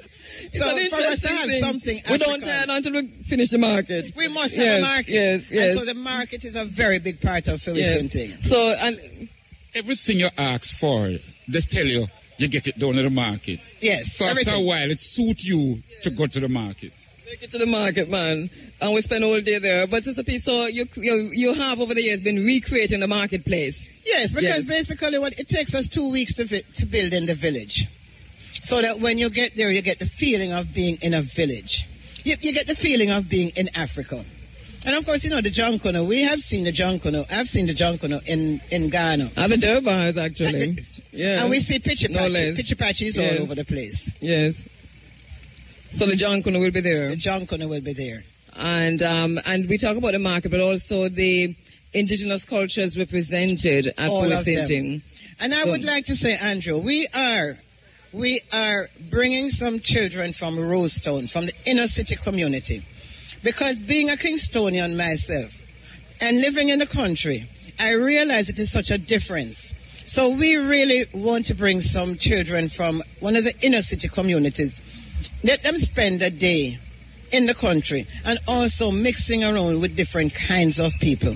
So we're putting it out there because we know that we have a lot of brethren and sisters out there who can assist us with this. Mm-hmm. I know that Professor Vereen Shepherd says she's going to assist us with that. We'll speak about that. Mm-hmm. But those of you who are sitting out there, just give us a donation. You can make that donation to PayPal, the Fewisenting PayPal account, and we will be very happy for it. And I think it's your duty. So many of us, we talk the talk, but we don't walk the walk. And this donation, Sister P, is specifically to get the children from the inner city communities to experience Fewisenting. Yeah, okay. And once again, where can persons make the donation? They can make the donation to the Fewisenting. It's a PayPal account. Okay. Yes. The PayPal is just Fewisenting and PayPal. Okay. Yes. All right. But we don't know if you use PayPal. That's why we asked. We don't know how to be fine. Well, if not, you give me a call and you'll find out how, because you can. All right. Yes. You know, if not, you can just you can just contact me. My number is 426-1957, or you can send us a message on Facebook. And please follow us on Facebook. Oh yes, and Sister P, also in addition, we talk about the marketplace. We talk about the kumina, the jankuno, and so on that would be on the ground. And we cannot mention it, but let's talk a little bit about Mutabaruka's African Dance Party. Because this is also a staple at Fui Sinting. That's a big deal. You know, and I want to say a special good morning and a blessed good morning to Muta, because 23 years, Muta has been with us for 23 years. Except for 1 year, I don't remember what happened. He didn't have a vehicle or something. But Muta has been with it. And as Brother Miguel is standing here, you know. Brother Miguel, when is the first time you came to Fui Sinting? Where were we at the time? Up in the hill. You came up on the hill? You know, I never seen him na Muta up there though, but I don't say nothing. No, my Muta was there from day one. I mean, like, well, from Brother Miguel say up the hill. He knows we up in the where mountains. we're coming from. He know where we're coming from. Yes. Up the hill and then from the side of the hill. Remember the side of the hill? We might move from the hill, up the hill to the side of the hill. Somebody have to help you up the hill, Andrea? No, man. Remember, so with the mag and could have go up the hill. But the side of the hill, Sister That's P. right. We were all young at the time. Remember, you know, it moved from up the hill. Yes. To the side of the hill. Remember the side of the hill? Yes, the side of the hill. Under the big mango tree. Yes, man, that was something. And then from there to... then we went to Paisley Gardens. Yes. And from Paisley Gardens, we had 1 year where we were at a compound. Which the year which we supposed right, to yes. And then we went to Nature's Way. No, compound in Port Antonio. We went to Nature's Way, and now we have a basically permanent home at Somerset Falls. Because so Somerset Falls is where it's at. Yes. And Somerset Falls is actually almost my backyard. Yeah. So that's pretty close. Yes. So and it's also a beautiful venue. A big venue, and one of those places that caters to family, just the same. And what we do is we give people who come to Fui Sinting a 15-minute tour of Somerset Falls. This is our way of saying thank you to Somerset Falls, because once you go to Somerset Falls, you're going to want to go back. You also have this here. Yes, in Dan Roberts, for example. We're going to have a bush corner where Diane is going to let us know which herbs. And, you know, we live in a herb garden there in Portland. Oh, by the way, I say herbs, wild medicinal herbs, because you know them people think. So we're going to have some of these wild medicinal herbs, and she's going to explain to people the uses of them. Because, you know, we have so many things going in Jamaica, just going to waste. So she will be able to identify them and let people know how to use them. And that has been her lifelong study. Yes. Identifying Jamaican herbs, what the uses are. And she's done some really serious work in that. Serious work with direction. That. And hopefully she will have some of her books there on sale. Right. Yes, you know, we also have... Dr. Michael Barnett, who will have copies of his new book on Rastafari, in the new millennium. Yes. Yes. So he'll be signing. He will be signing there. Dr. Michael Barnett. Yes. Right. Okay. So, any speakers on stage, Sister P? We'll have Dr. Vereen Shepherd. You're speaking Vereen this year. As long as Sister P wants me to speak, I will be there to speak. All right, so yes, Vereen, thank you ever so much. All right, so do we know what you're speaking on it, Professor Shepherd, or this is in relation to the? There is so much that she can speak on that we decided that while we're here today, we're going to actually tie that up as to what she's going to speak on. Okay. Because when it comes to history, you know, it's like you don't even know what to ask Vereen to speak on because there's so much that she has to tell us. Yes. All right, so that Professor Shepherd is presenting as a guest speaker. Yes. Also, Dr. Diane Robertson. Yes. With the demonstration, and also probably not just demonstrating, but showing the herbs, and that's what I mean by demonstrating. Yes. But also giving information about what these herbs are for. Then there's a poetry stage. There's the African marketplace. There's Mutabaruka with the African Dance Party. Yes. And of course, we are broadcasting live from the venue. In terms of foods, because I know one of the things that you always do for St. is to ensure that we have some real indigenous foods on the ground. Well, the food is another big part. Because you ask some people, you know, when you come to Fui Sinting, what is it that you come for? And so many people say the food. Because the food, you have your fried fish and bami, you have your dukono, you have your live food with iwara. It's just such a range. It is such a range. You have your porridge, you have your coffee in the morning, you have your... But that's a coffee and point for me, point for Miguel and Vereen. Oh.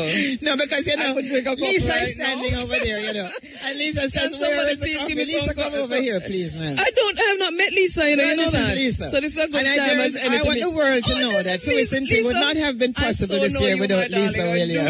I do know you. All right, so this is Lisa who's been working seriously behind the scenes. How are you doing, Lisa? Hi, I'm fine, thank you. Greetings. Great works on Forest Sinting. Congratulations for doing that. What are your feelings on Forest Sinting just a week before the event? Now that you've been working for almost 2 years straight on this. Yeah. I'm really excited. I'm looking forward to it. We got a lot of things going on, and I think it's going to be a blessed day. It's a pleasure to meet Lisa at last. Lisa name call every day. Every day. 4 times per day. All right. So, handing you a note there, Sister P. Is it something that you need to say? She just wanted to remind me that we have a new sponsor, that when I'm speaking about the sponsors, I should mention that sponsor. All right. Who are the sponsors? Thank you, Lisa. Our sponsors are, of course, the Jamaica Tourist Board, Iriefm, G-Jam.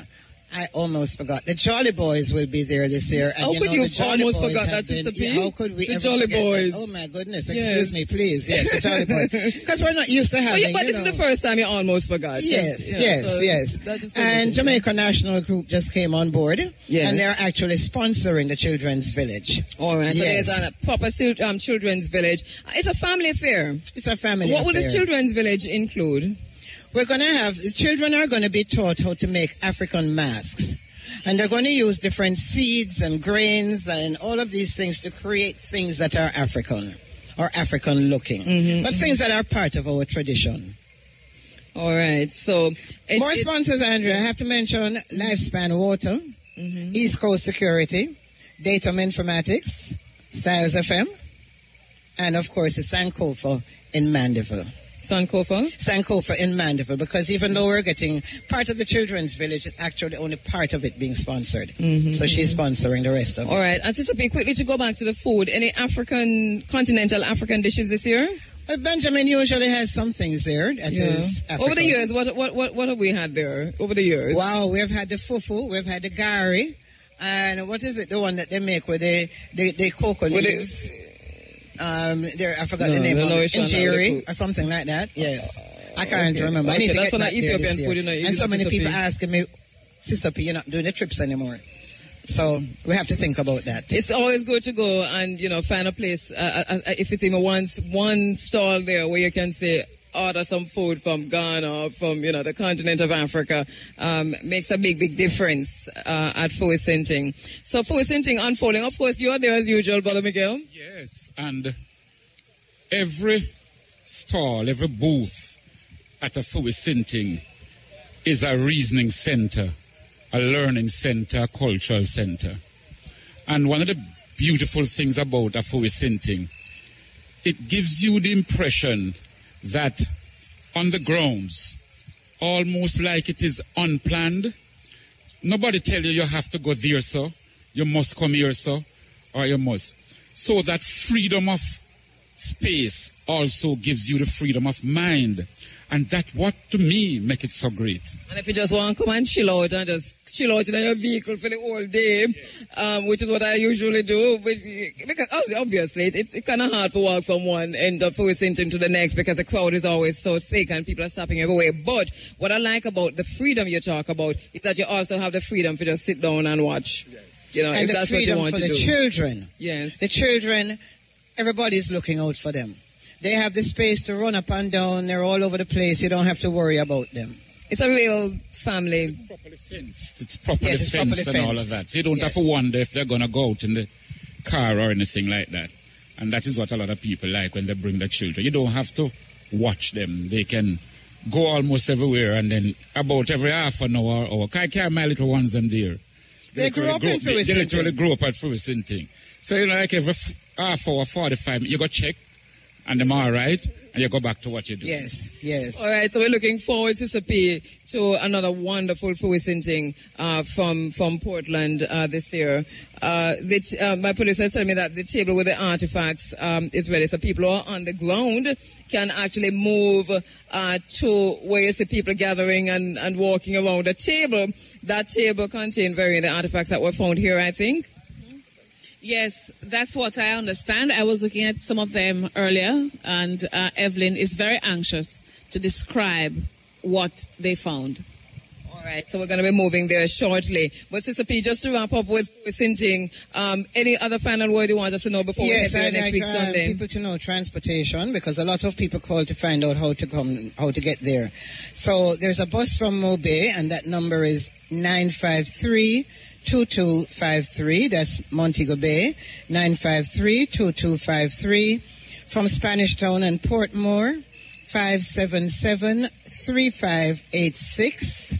Spanish Town and Portmore, 577-3586. Mm-hmm. From Oche, the number is 383-2275. And because we got so many calls from Otrius, and this is yes, we a late addition. Yes, so let's say that again from Otrius. From Oche, it's 383-2275.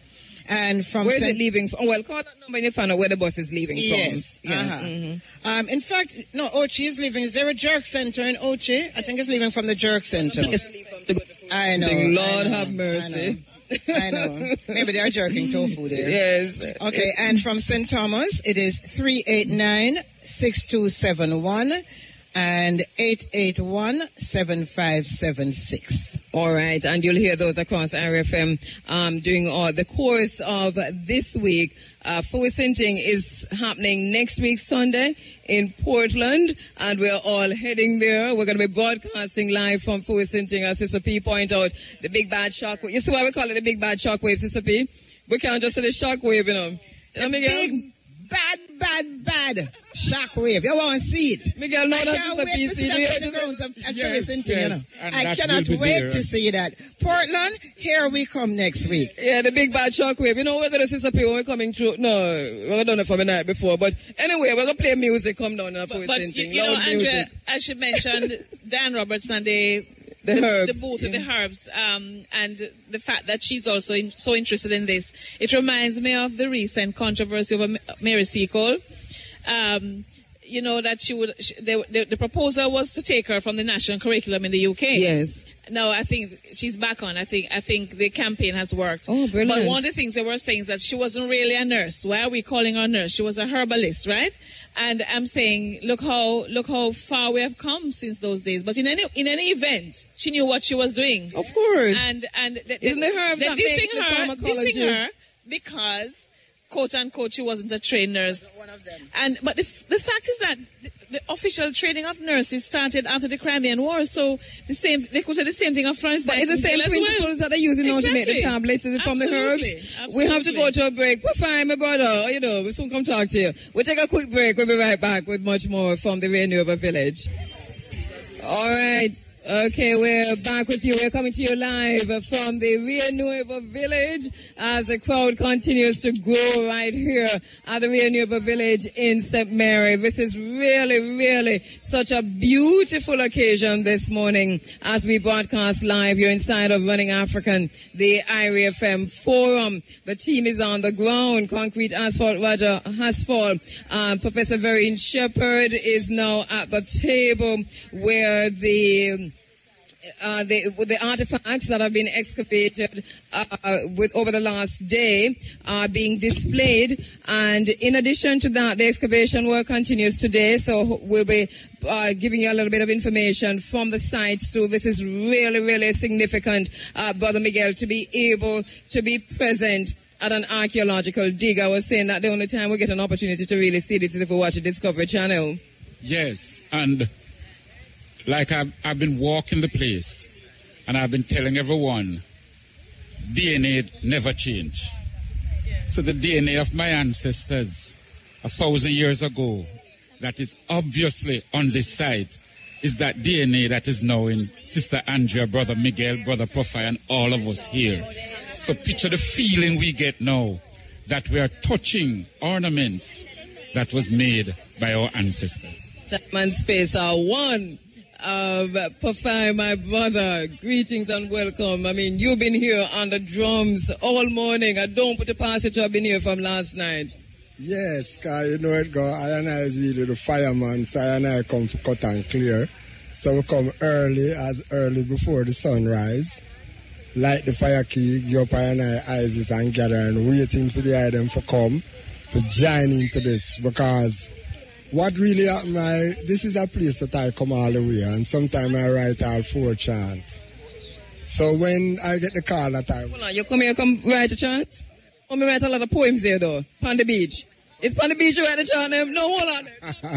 On the beach you write the chant, them? On the beach, you know? On the beach I write a lot of poems, though. Goodness gracious me. This is a place that I come and write chant a lot of time, you know? And we used to like rest on the stone them, because we always said these stones are healing stone. Now we would pick up a lot of stone and carry back at the home. Don't say nothing more, because we're doing the same thing. Right now if you come on my veranda, all for them healing stone they just put on for the beach. Wash your foot on them water, then I see us. We're understanding, feeling, and knowing, but probably without facts. So when I listen and hear the item on the radio talking about up here and what is going to happen, I call up my brethren them and say, well, this is Black History Month and it's Reggae Month. And there's so much happening. I don't know why them put Reggae Month and Black History Month is in one. Is it to erase the true essence of the Black History Month or what? Because, you know, I to the finance so I buy it now. Something I go on a Portland, too much things. We can't go all of them, and we would really love to go all of them. And when you turn on the television now, you don't see a lot of Black History Month movies and stuff. You don't see that anymore. You see reggae artists, you see dancehall artists, you know. So I want to know if it's a distraction to the reality of the Black History Month or what. Give thanks, you know, say reggae is out of the Black nation still, but we still ask the people who is keeping show and events, and I would like to attend all of them. So we wouldn't mind them set up a little organization, so you know, say, Sister P something no clash with Profile owner and Land owner and Andrea. You know, that's we can get to support the whole thing in a one. You know? Well said and well spoken and understood, my brother Profile. You're going to be performing. Well, you've been on the drums all morning, but you're going to be performing right here from the grounds, because it's important for the drums just play in a whole different way on this space today. Yes, and I want to tell the brethren them and the sister them who is listening. When I hear of here, I come and check the brethren myself.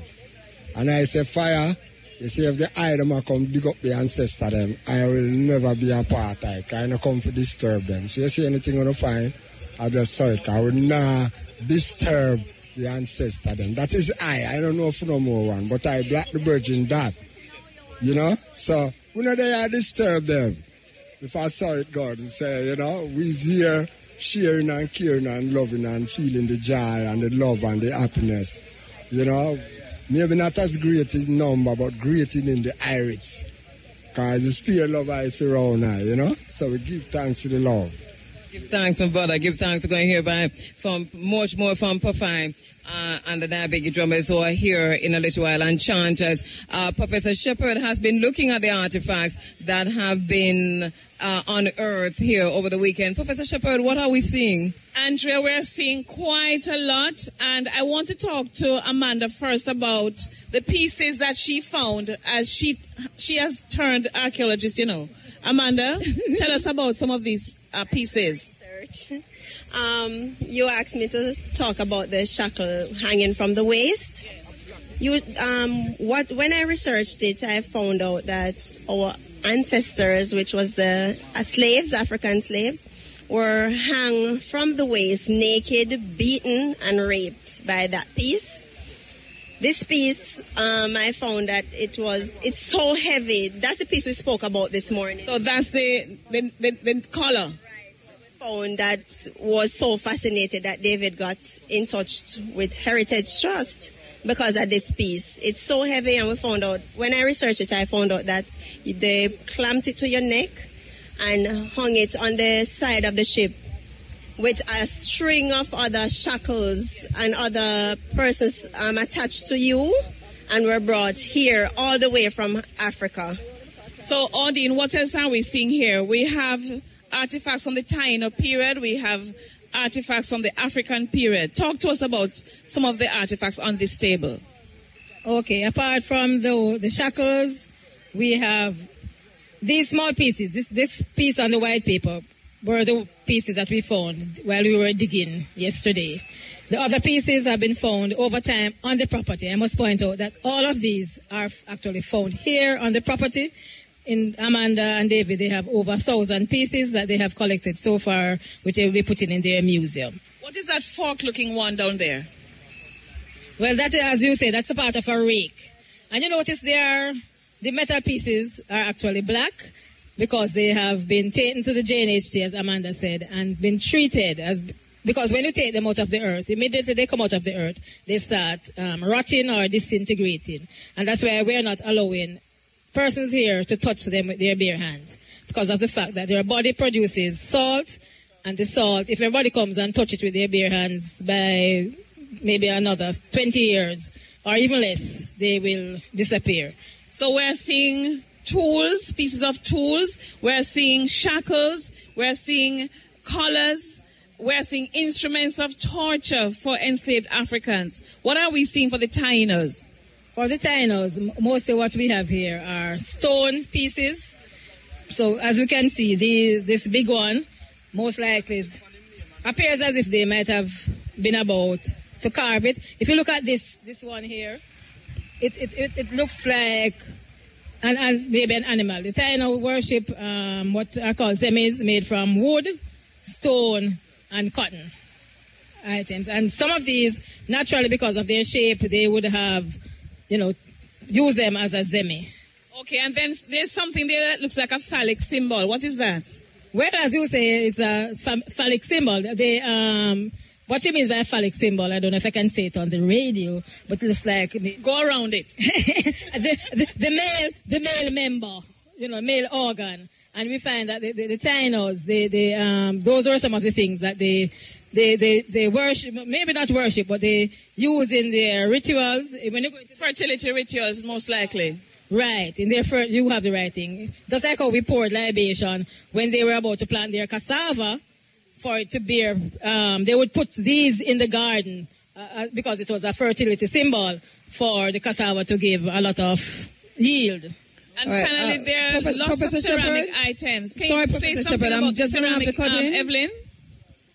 Going to have to cut in a minute, Vereen.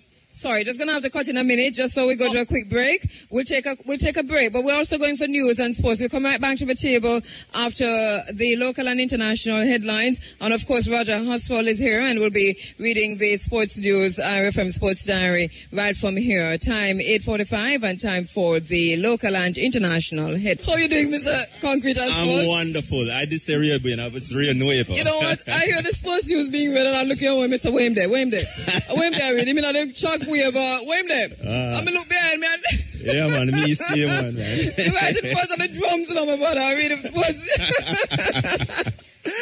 Yes. This is the best. I hope it was loud and clear to our listeners. I would suspect so. I think you had soundtrack. Yes. The drummers in behind, of course. I've already been used to the drums, so I was just bouncing while reading. I saw you. And this would have been the first time, I think, that the sports news has been read to live soundtracks of drumming. Now, being drumming. It's another historic moment. Indeed it is. Let us pause for a minute. All right, so brilliant, though, brilliant. So did you prepare the news or you prepared it on the spot? Andrea, yes, I did prepare news from the office and actually... I saw you taking notes on the ground there. Man. And I took notes as well. Who called you? Simone. Simone at our telephone operator. Simone, thank you very much for giving that last story.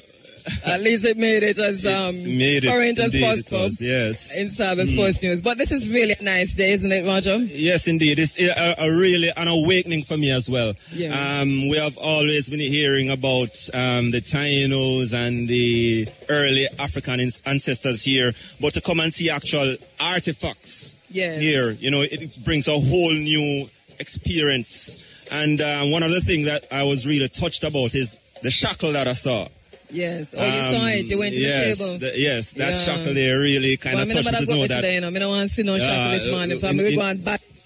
To know that was actually clamped around your neck. And the journey across the Atlantic Ocean, which no doubt would have been weeks, wasn't pretty. What is good about what we're learning and experiencing here is that we know the Africans were here before Columbus. Yes. That's the thing, and especially because of where we are.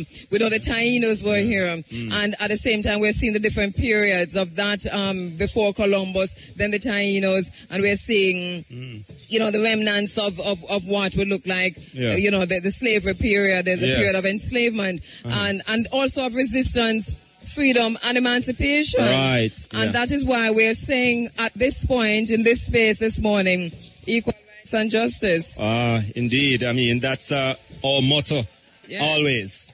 Have to have that going forward.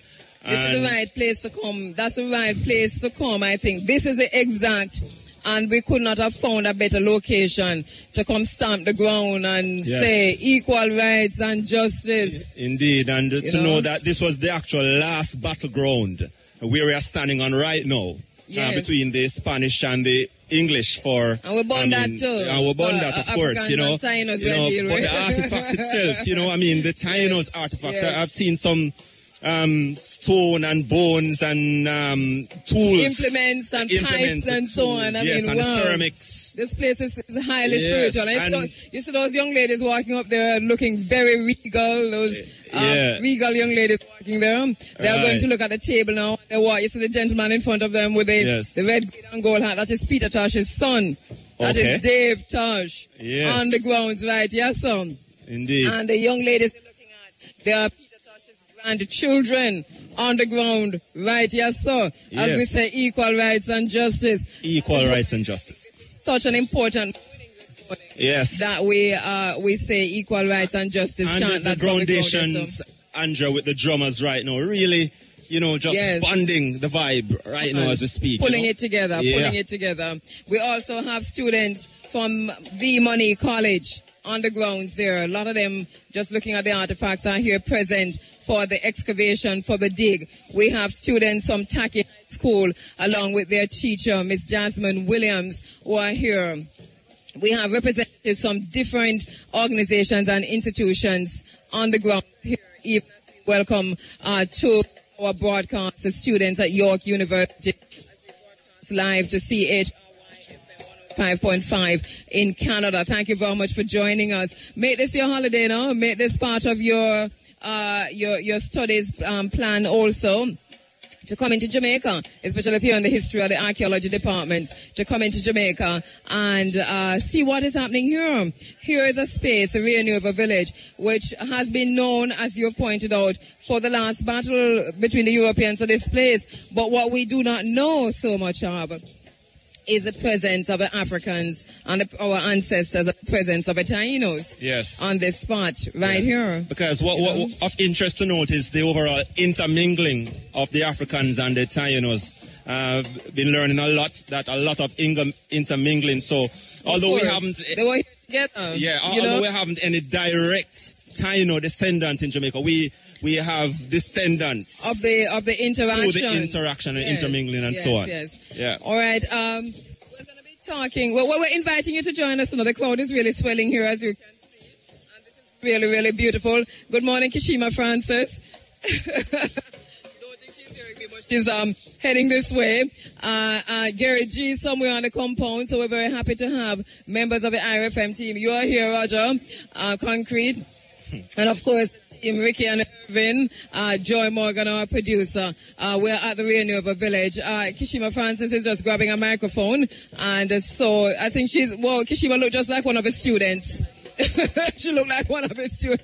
Kishima, are you hearing me, student Kishima? All right, Kishima is standing with the members, students of the Moneeg College. Good morning, Andrew. I just want to say morning to all our listeners. I'm here with members of Moneeg College. I'm here with the teacher, Miss Trisha Robb. Welcome to the microphones of Irie. Good morning. All right, can you talk to us what actually brought members of the college out this morning to be a part of such a historic event? Well, currently, all of these students are participants in a history and sociological course. We thought it would be fitting for them really inspiring and breathtaking, and as such they're out here this morning. We have some of them who would like to comment because for them it's really phenomenal. Metano, who is a first-year teacher ed student, and Piper, who is also a first-year teacher ed student. All right, I'm going to be talking with Piper. Piper, welcome to the microphones of Irie. Can you describe for us what you have seen here this morning and what exactly does it mean to you based on the lessons that you have learned so far? Well, we're just at the first inhabitants of Jamaica, and those are the tainos, right? And it's great so far. We're seeing the artifacts here, and it's really interesting, very intriguing that really they have settled here first. Like the first inhabitants is really great, right? We also have Metano. He's another student, Miss Rob, at Monique. What you were expecting, or what were your expectations coming out this morning after hearing what will be taking place on the grounds? Honestly, seeing that it's Black History Month, and I'm a little bit disappointed because I would have expected to see a greater turnout and all. I've already observed the artifacts and such, but I was expecting to see a bit more. So I'm a bit disappointed, but so far it's a good experience. And yeah, I'd like to thank my lecturer, Mr. Brown, for taking us on this excursion. So thanks, Miss, and that's it. All right, thank you so much. So we have members of Monique College, and he's saying, the crowd is swelling like you mentioned earlier, Andrea. So we're hoping that more people come out. And what is the good thing about what's on location? A lot of young people are here, so that in itself is commendable. I'm now going to go over to Roger, who is standing by. Roger, where are you? Hi, Kashima. Thank you very much. I have here with me Miss Williams from the Taki High School. She also has with her students from Taki as well. And she joins us now. Good morning. How are you doing? Good morning. Taki, of course, named after a great Jamaican. And it's significant that you would have been here with some of your students. Tell us about what would have been imparted regarding the overall area and so on. Well, we're just, first of all, happy to be here at such a significant event. As Marcus Garvey said, people without a knowledge of their past is like trees without roots. So we are just really happy to be here sharing in this event, and I want the students to be able to get involved in what is going on here today. Learn as much, observe, look, listen, and learn as much as possible. How much will this knowledge be in your overall curriculum and so on? Well, we do history at school, so of course this is a significant part of the CSEC history syllabus, and students do the tainos as a part of it. So of course this is important in the syllabus. Yeah. All right. Thank you very much, Ms. Williams. Let me speak to two of your students and so on. Good morning. How are you doing? Good morning. Tell us, what have you been gathering so far here? Well, with the drumming, it is great, of course. Yeah. And I've seen some of the things I have over there, which I hope I learned something from this. Your name is? Sashana Gardner. All right, thank you. Let me speak with another student. Good morning. How are you doing? I'm doing fine. What have you been garnering so far? Well, I've seen some interesting things that have been used in the ancient days. Well, I don't do history, but I've learned a lot since I've been here. And you're happy that you're here? Yeah, I'm happy. And your name is? Nicole. All right, let me speak with somebody else. What's your name? Erika Leng. And what have you been gathering so far? I've been gathering a lot. This morning when I came, I went over the table over there and I saw some interesting things. And I think at the end of the day I'll be more informed on our history. All right, thank you very much. And your name is? Kimoy Garden. Yeah, and you have learned anything so far? Well, yes, and I've seen some interesting things, and I hope I learn from it after. All right, these are students from the Taki High School. Andrea, it's back to you. Thank you very much, Roger and Kishima. Kishima Francis spoke with the students of the Monique College, and Roger Asphalt, concrete asphalt, with the students of Taki High. Interestingly enough, quite a few, as Kishima pointed out, quite a few young people, a lot of young people actually on the grounds here, and this is really redeeming. We'll talk about this when we come back. A quick break, we'll be right back. People, you think you really know Jack Mackerel, but this Jack is the king of the pack. Jack Mackerel from Grace. Better value, better taste. Take home a can today. The time is 7 minutes now after 9 o'clock.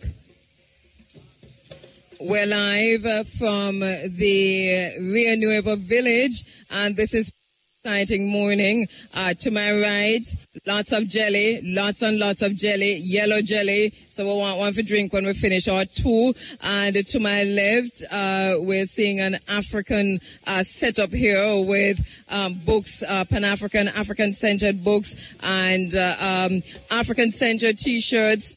The Ankh, the Janame, Aisha Tafari doing a brilliant job there of representing the African marketplace. We didn't so much open a marketplace this morning, but we're very thankful that she's here for that. Peter Tosh, the son of reggae.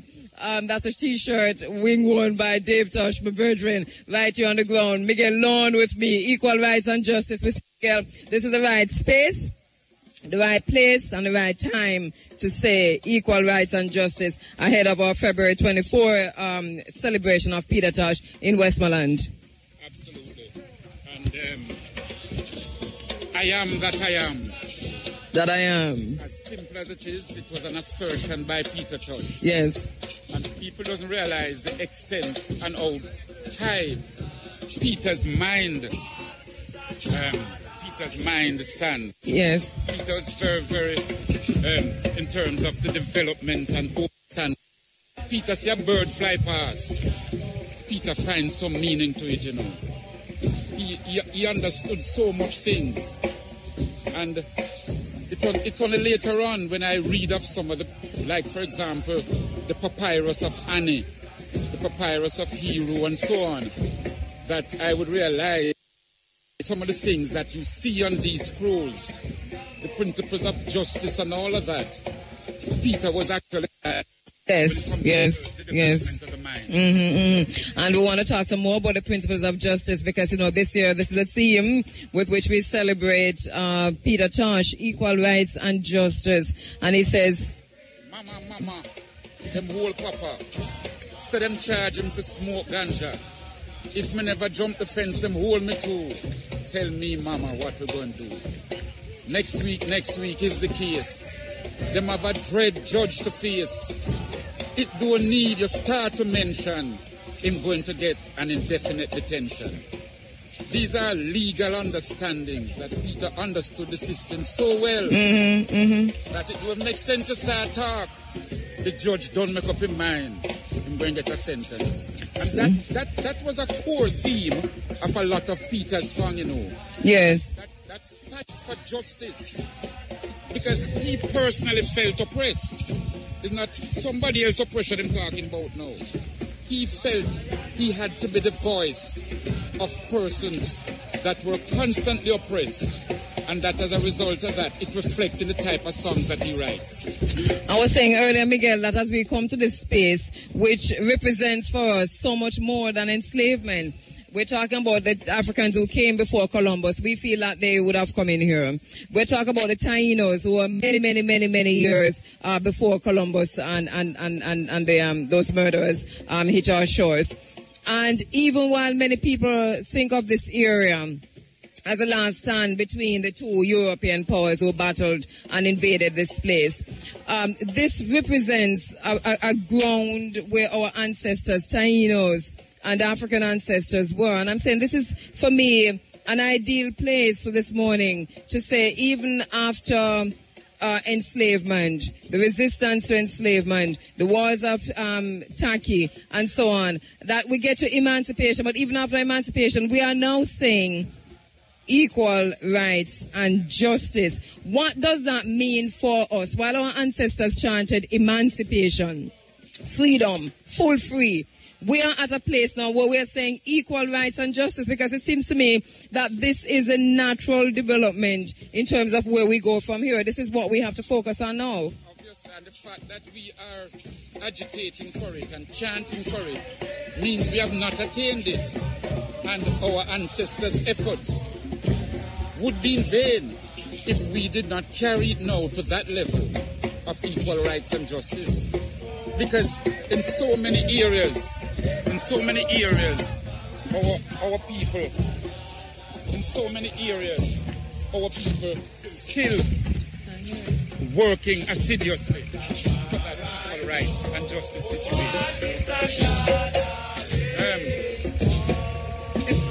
It's very good to be at the root. And, you know, one of the things that I have realized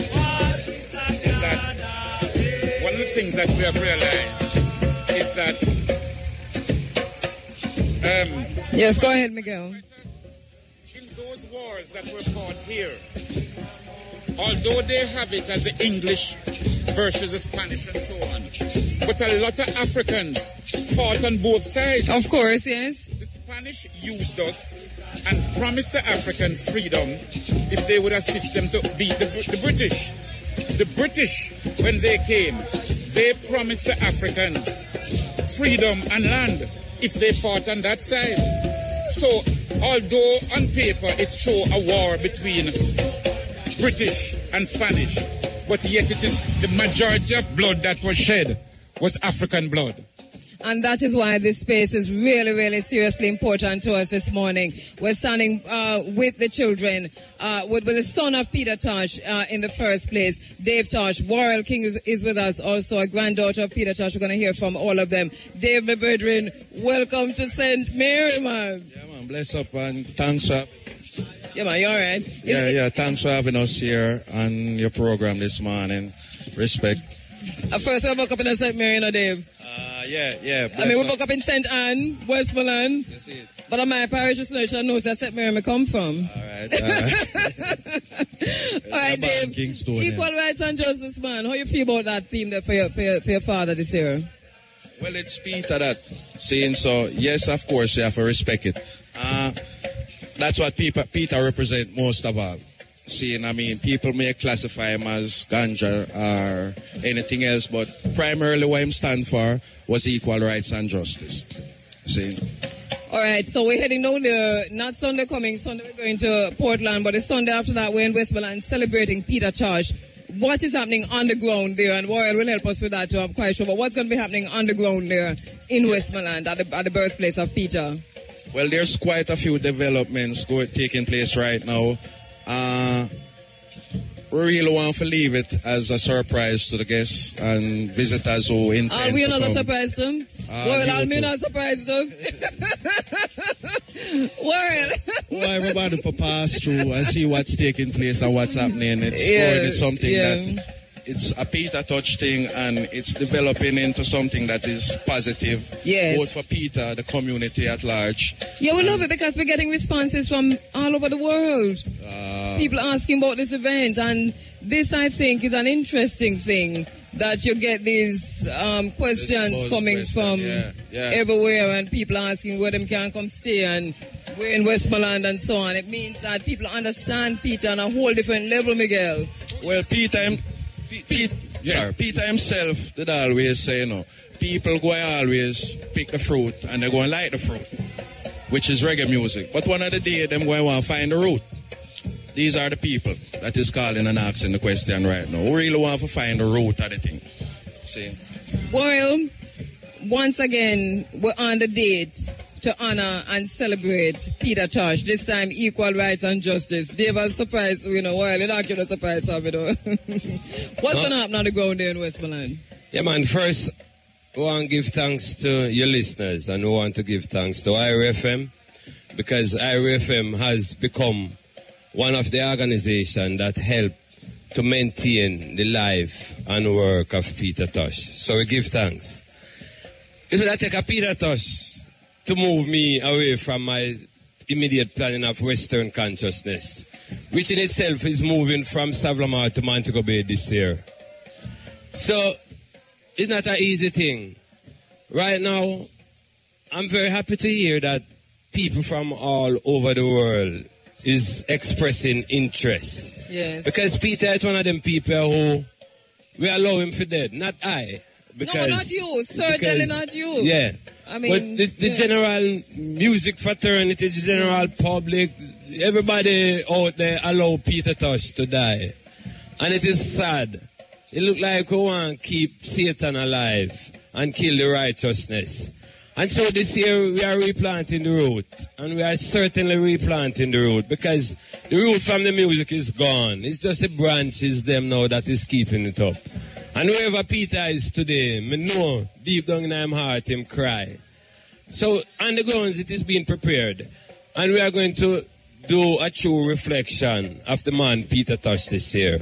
We're going to set the grounds that from you reach, it's going to be a wow factor. This is what Peter would have loved. So there's many work going on there now in preparation of the ground, in welcoming everyone. Because when I invite people to come see some local mediocre thing or invite Iriefm to come see something mediocre. So a lot of work is going on right now in preparation of the ground to celebrate the life and work of Peter Tosh. Equal rights and justice. It's Brother Miguel, it's one of the most, when we're doing, I've done a lot of OBs and we have been involved, both of us, in a lot of radio broadcasts over many, many years.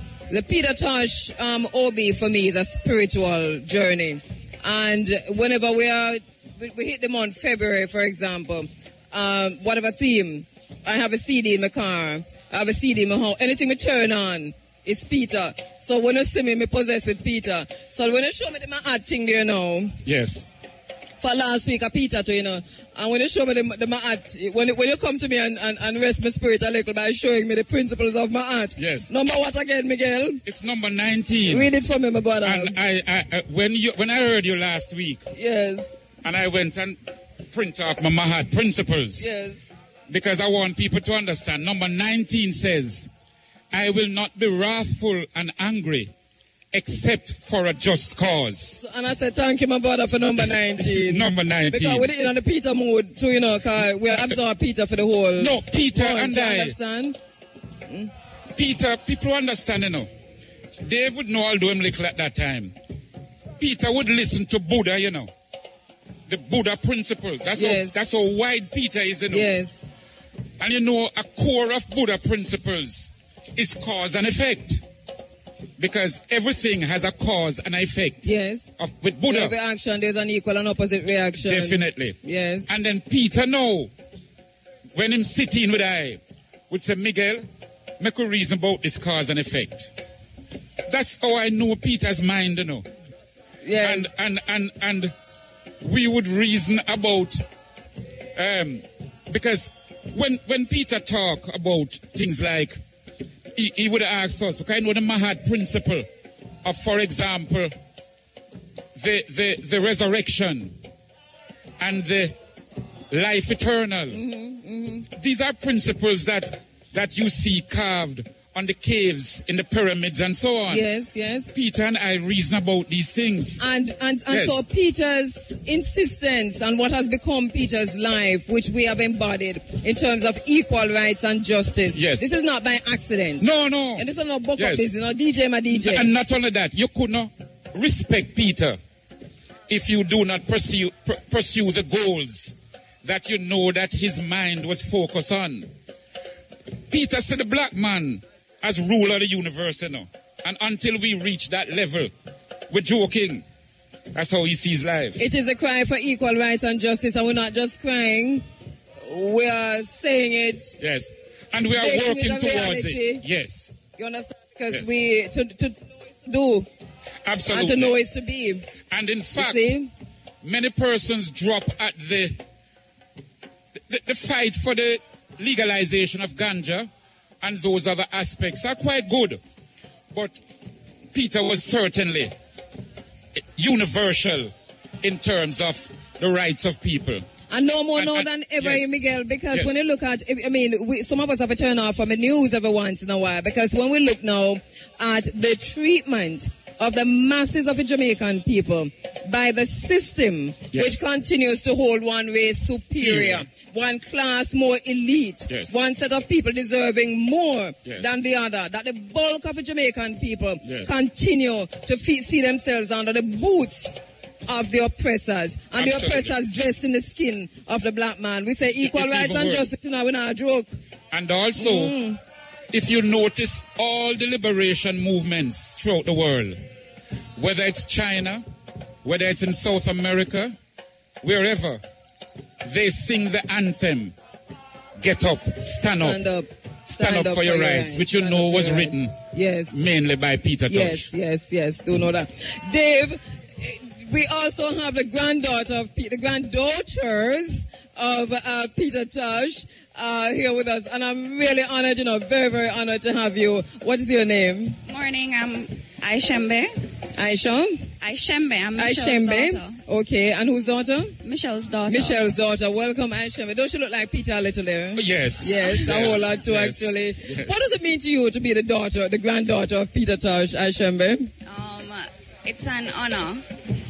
It's an honor to. It's an overwhelming feeling, as in words can't. Sometimes you wake up explain. and you say, well, no. Peter Tosh granddaughter, what that mean? Listen, we're all Yes. humans, right? Yes. Humans, right? So Yes. it's.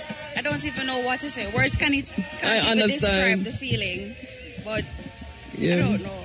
You have any No, I specific- know it's a tough question to answer, but I can tell you. and what's your name? Khadija. Khadija, yes. Khadija. And you're saying it is It's a great feeling. It's a great honestly. feeling. Yes, it is. and who is this? She not answer me at all, Who you tell me Aisha, but who's the third granddaughter? She's Davida. She's Iron's daughter. Okay, Avida? Davida. All right, so thank you all for coming. So, Aisha, tell me a little bit about, I don't know if you've been to all the other celebrations in Westmoreland for Peter, or this will be your first? Last year was my first one. And when I saw the crowd, I was like, whoa. Peter is still alive. He's still living in So the do you call people. him Peter as a granddad? Well, I didn't know him. He died before I was born. So what you call him? Peter like everybody else. I understand, yeah. So, as in, I'm really looking forward for this year, because this year, trust me, this year will be bigger and better. I do know that. I feel that. So Khadija, what is your favorite granddad song? Sorry, Peter. Honestly, I love Mama Africa. Me and too. I love equal rights and justice. Me too. That's We just love all of them, don't you? But there's some that we just, we're bones. Well, there's a she not talk today. Davida, what is the favorite Peter song? She have so much of them. Equal rights and justice. I am that I am. That's what she said. She Okay. whispered that in my ears. Oh, I am that I brilliant, am. brilliant. But you see, as you mentioned that, I should also point out a thing that stays with me. Peter Tosh, can you imagine a man who say, me no peace business? Because without equal rights and justice, there cannot be a peace. No peace. So even that within itself, yeah? And you want to find the definition that he gave, For as peace. Miguel is saying. For peace. The depth of Peter Tosh. Yes, The yes. definition that he gave for peace. Yes. Peace is the diploma you get in the cemetery, eh? You go in the cemetery and you say John Brown died way. And then Miguel, Rest that in is not, peace. that is not to say still Yes. that peace is not desired, but that Peter Tosh understood that for peace to be, there has to be equal rights and justice. And not only that, Peter saw it as a strategy to cool down the militancy of our liberation movement. That was how Peter saw. Yes. They come to tell you peace, and then you start thinking peace. So you say, well, if we have peace, why should I continue to fight? For justice? Definitely. So that was how equal Peter, rights and under the they law. didn't understand it either. Peter, peace was because he saw it as a strategy that when we say we have peace, then me and you not go bother struggle. So he says, get the peace out of the way. But which is our condition now? Yes. Because we strive for peace, not understanding the importance of justice in the equation of peace. In other words, we can leave out talking about peace if we have justice. We have justice. If we them have not to justice mention and if peace we have again. equal rights, then it is given. Yes. Yes, it is a given. Yes. That is exactly how Peter saw it. And so this is the theme that we're going down to Westmoreland with. Who are the members of the Peter Tosh family who will be there this year, Dave? Andrew will be there. Camel Touch One will be there. Lots and lots of artists. We're expecting some artists to pass through, and we're appealing to all the artists them. We want to pass through and pay them respect for equal rights and justice, because even they might only appeal to them enough stage to put them on them. What that? But you know, on the other hand, fear you talk to Shambe about Peter and the daddy thing. It is my personal experience where once upon a time, during my stay in Kingston with my mother's side of family, one day I mentioned something to my grandmother about Peter. And she get furious. Who you talking about, Peter? Your father you talk to, sir? Daddy, you for call it. Daddy Eve. Next time me go see Peter now, me go talk about Daddy. What him say? Who you call Daddy? Oh, so the man stop me and say, where you get that from?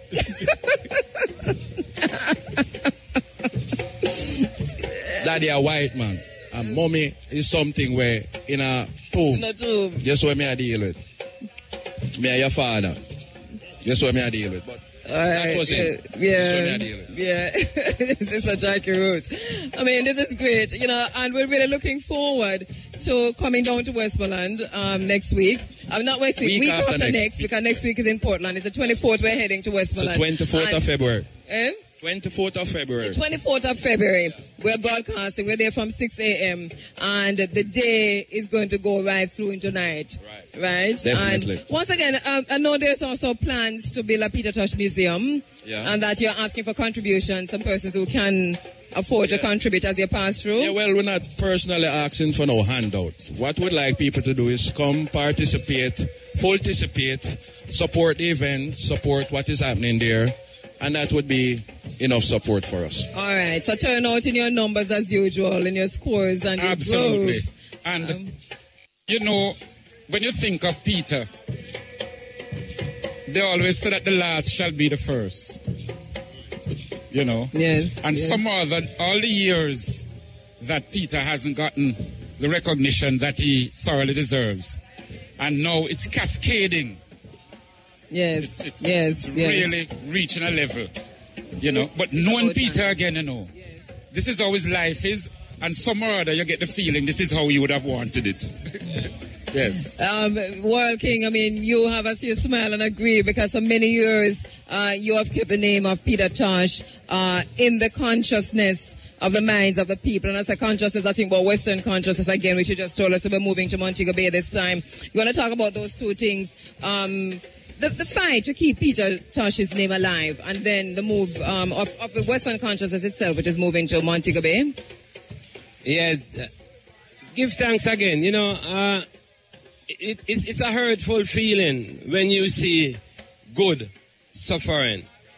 And like I always say, Peter is Peter, but the works of Peter Tosh is something that is different. Because I am sure that if Peter was here today, carrying out the work that he does so well, the garbage and the little idiot thing them that is happening in the music industry now would never ever be happening. A guy would even think of doing evil or saying evil in the name of reggae music when he sees and hears of a Peter Tosh. So even within the industry, you know, the artists that are now coming through, you know, some of them don't even know Peter Tosh. How many of them spend time to listen to Peter Tosh? So it is through the works of Peter Tosh that I cemented myself. And so comes my consciousness into Western consciousness, into Eastern consciousness. It's just trying to extend what Peter Tosh has planted. And that within itself is a movement. Because if you realize, consciousness started in the East as Eastern consciousness. It moved to the West as Western consciousness. And it was held in Savlamar for a few years well. And so we are going into Montego Bay now. Because if you remember, Montego Bay was regarded as the friendly city. Now I am seeing where the friendliness of the city is moving out. So I know Western consciousness can and will bring back some of the friendliness within the city.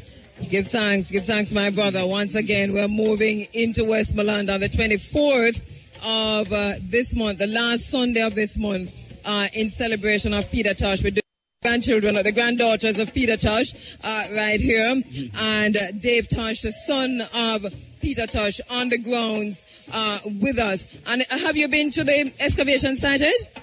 Yes, we have. We have been to the... You've been looking at the artifacts and the excavation site is around the back, but it's good to have you on this page. Do you mind if I ask your ages? Is that okay? Yes, it's fine. I'm 21. I'm a third-year student at the University of the West Indies, doing gender and development studies and psychology. All right, so you know Professor Shepard very well. Yes. All right, and what's your age? Actually, I'm 18. I'm going to be 19 come April. And I'm an intern at NCB Black River. Hi, NCB. All right, and Davida, how old is Davida? Because she's not intern for tell me this month. 16. All right, so these are the grandchildren of Peter Tosh, and very, very young children who are doing pretty well and well composed in their own way. Thank you very much for coming in. We'll see you again on the 24th. And just go across there, check out the excavation, come back and tell me what you think. So, Dave, everything cool now? Yeah, man, I'm blessed so far, man. Respect being here and everything. And as Warren was telling us, enough work's happening down there in Westmoreland in terms of when we come in for the Peter Tosh celebration. You know, one of the things that Peter always say, him say, I didn't come as a slave, you know. He always say that some of us was sent to protect the rest of us. So he says that was his duty. Yes. He was sent to protect the rest of us. Yeah, man, definitely. And I also want to point out, a lot of people don't know that Peter Tosh had performed in Zimbabwe. And when he performed, and they were having a problem, you know, Zimbabwe had the problem of currency, how to pay him. Peter, you mean how to pay me? What money you have? So, well, Zim dollars. I said, well, you pay me in Zim dollars. Yes. He bought a property with the money in Zimbabwe. So, in other words, he left the money that he earned in the country as his contribution to build the country. I just give you an idea again of his mind. The kind of person yes. who was Peter Tosh. Yes, Dave? Yeah, man. Peter, that is all the way you think of being positive. Peter is a man where if it's not truths and rights, it's up to even yesterday I was riding with my niece and we're talking about some of the songs and she listened to a particular album and she said, Peter sound like him more. So I said, Peter is a man who still don't have a sermon. Yeah. A sermon before me even go record a song. Like. Just what me I deal with because everything him do, him not doing a song that is because it's a nice song or people will dance to. Him doing a song because it's something him know, it's something him feel, and something him stand up for. That's what me I deal with. So when you hear a Peter Tosh song, it's a awakening, it's a something for enlightenment. See, and it's not just something for you to listen to and dance to. Me, for particular, if there's any bad particular day, me have any type of mood swing or change, there's always a Peter Tosh song where you can find to cultivate creativity out of the negativity. Well said. Yes. That special one. Yes. Even that special one. Yes. You know that special one. Yes, that you are not so privileged to play on the air. You want to listen to the reasoning behind that because that special one is what he used to free himself at one stage when he was physically and mentally in bondage. That special one.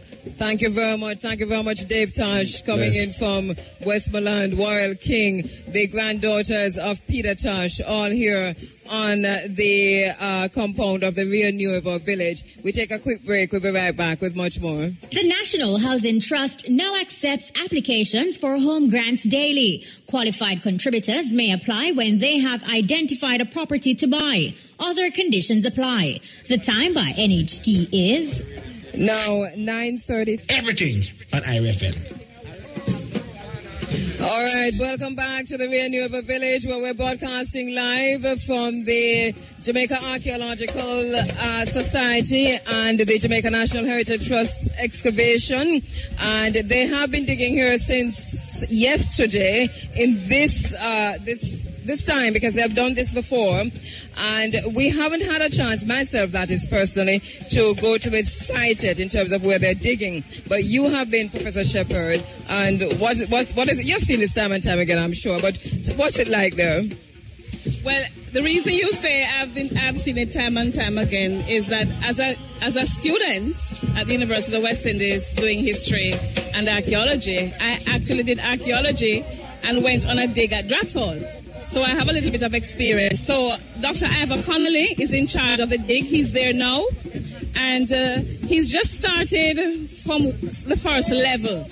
And he has found a few things so far. But that excavation is going on near the house. And so what he has just discovered is a wall. He says there seems to have been underground this foundation. So he's trying to trace this wall. But around it, as you walk around the house, you pick up things like I picked up Delftware, which would have been used in the house in terms of jugs and plates and so on. And so you know that they lived in a fine way, because Delftware is from the Netherlands, and right now it's very expensive if it's original, not just a copy. And so that's also in the environs where many of the instruments of torture were found.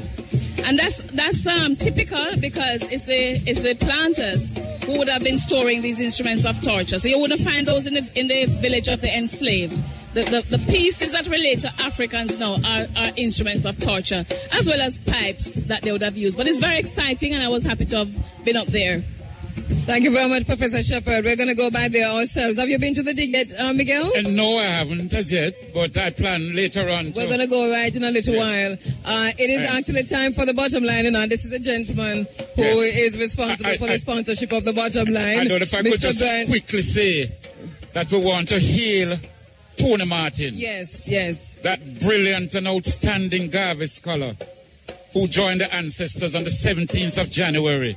This year. Yes. It's ironic that the foremost Marcus Garvey scholar wasn't born in Jamaica, but did so much work, born in Trinidad. And his death come as a surprise. And his work is pervasive, because you can hardly take up anything on Marcus Garvey without going right back to the people and all of that. Tony Martin. Absolutely. So we want to hail and honor and respect that great and outstanding brother, Tony Martin. Thank you very much for that, Brother Miguel. Mr. Brian Henry, it's time for the bottom line, brought to you courtesy of Island-wide Home Refurbishing. Thank you, Andrea. Right. Welcome from Island-wide Home. You're doing the bottom line this morning. All right, that's a good thing. And the bottom line is, because I know you have a burning issue, Brian, in terms of even the extent to which language, and even as we said, we're here this morning talking about reframing the narrative about the people who were here, in terms of having the focus not just on the British and the Spanish, but on our African ancestors. Yes. And this is something that you are very, very concerned with, even in how we speak. And I know that you say, one of the things you have said to us, even on Iriefm, is the words we use. Definitely. Will determine we use a bad word to describe good. We need to flip that coin and use a good word to describe something that is not so good. Well, this is the bottom line now, Dorit. So the bottom line brought to you courtesy of Island-wide Home Refurbishing, and Brian Henry is going to be doing the bottom line. Go ahead, my brother. All right. Thanks, Iriefm and the whole family for having me. And on behalf of the Jamaican people, I got beg. Me's not really a beggar, but I got beg on behalf of the Jamaican people, because I had migrated a couple of years back, run out for a minute, and when I come back, I realized that our administrator is giving away Jamaica. giving away Jamaica to whosoever. And I've traveled wide and far, and great Bob Marley, Peter, and so much other people. I've done so much abroad for other countries and other people. And all of them achieve, I buy them bite. So therefore, we as a nation, we can't give away our birthright. We can't give away our land. Back hundreds of years ago, before the thing free up, it only a rich white man with land could have voted. That means you don't have no land, you don't have no talk, you can't vote. So the fact remains that each and every Jamaican have their own piece of the soil. So until we can pay for our tag, just leave it with us now and make the crown land remain crown. And no disrespect to nobody, but we are going to beg our administrator, we are going to beg our leaders, Anti-P and everybody else. It is no disrespect. Just make us find a next way. Make us find another way to repay these people, but leave the land for us. Leave it so the Jamaican who born 10 years from now can have apartheid. Do not give away our land, because without the land we don't have nothing at all. So we'll find some other way for repay them, to show them appreciation, but leave the land alone. Understand? Thank you. That is the bottom line. Want to see why the bottom line so hard that the money is sponsored. That's why we can't talk with mine, Miguel, because he's the only one who is sponsored. You hear where to come from? The bottom line. But you courtesy of Island Wide Home Refurbishing. I'm from Brian in Island Wide. We can't tell Jamaica, we don't want to see it gone away. Again, you can reach at 437-6974. Jamaica, we love it, and we're not going to run out for a minute, and we're there again. We want to keep yourself fit Jamaican. But I tell you, the other day, I go Bahamas, and you know, so if you're not a Bahamian, or what them call them over there, and NASA, you cannot own land. You can use it, but you can't get a land title if you're not born a Bahamas. So Jamaica, please, may I beg with leader, just leave the land alone now. Please, Island Wide Home Refurbishing. That is the bottom line. That is the bottom line. But last fall. Thank you very much, Angela. I have here Nicholas is with us as well. We have Mr. Fitzroy Wilson. He's the councillor. Nicholas and Roger. The councillor for the Boscobel Division. And of course, he's speaking on behalf as well of the Mayor, Levan Freeman. Morning, Mr. Wilson. Morning, sir. How are you doing? I'm good. I'm a bit hoarse, so you'll have to see with the voice. Not a problem. The archaeological dig that is happening here today, how significant do you see it as the concept for the entire area? Well, it's history in the making in Rio Nuevo. And this can only do good for Rio Nuevo, Boscobel Division, and the entire St. Mary. I'm here representing myself and Mayor, His Worship, Levan Freeman. And he had asked me to say a big up to Mr. Wilson and the crew here at Rio Nuevo Village, and to let them know that the St. Mary Parish Council is behind them 100%. They are unearthing the things that should be taught in school, that will be here for years to come, what we're just finding. And we're just here to support whatever is happening and to see it to its longevity. In terms of the residents in the area, how do you see it? How do you make the connection? How do you see the residents being a part of it? Well, it has a long-standing effect, economically and all otherwise. And as you can see, what the broadcast is going on, and people keep strolling in from their homes. A lot of people might not have known of this before now, but they are hearing on it on Iriefm. Everybody's coming out. This is a wonderful place. Everybody uses this beach on a Sunday morning, including myself.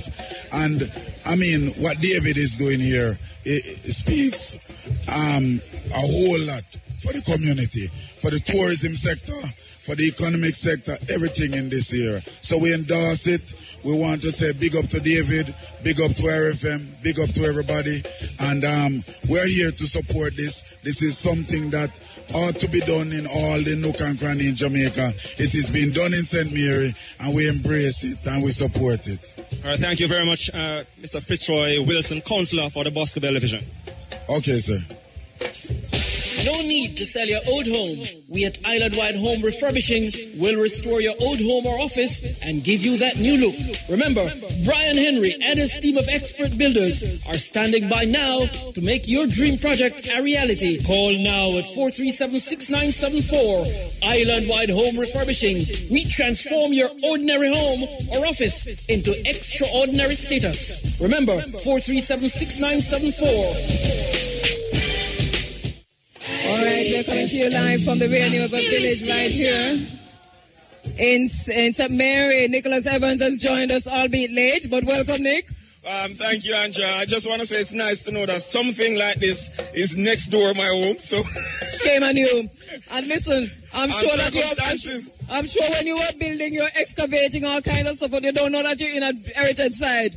You actually live on a heritage site, you know that? Live on an heritage site. Yes. I'm so happy to know that. And, of course, our council is here with us. So, he'll ensure that, after today, the message continues to go out and he continues to use this place for the economical and other benefits of St. Mary and this division. So the people... Right, quite so, sir. So the people who are building at Spring Valley, Huddersfield, Rio Nuevo, M Valley Stage, Ocean Ridge... Be careful, look what you're doing. Yes, we have to be careful what we do. And I am late, but Joy has asked me to say thanks for the refreshments. Okay, go ahead. Thanks to Pepsi, Wisinko, Couples Tours, Couples on Susie. I mean, we have so much thanks for Couples on Susie. Oh, and Mr. Batagla, Hermosa Cove, Best Dress, and CB Traders. Thank you very much. I'm standing right beside me, Sister Jackie Woods. How are you doing, sister? Hotep. Hotep, give thanks. Give thanks.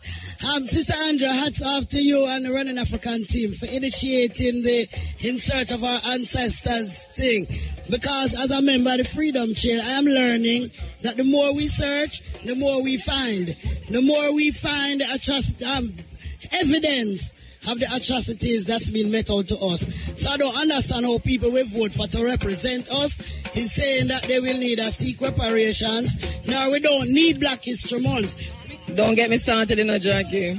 Hello. Me live on hallowed ground, sacred ground. Hello, sister. We can forgive, but we cannot forget. Hello to continue. And as Brother Miguel shows, principles of the Ma'at.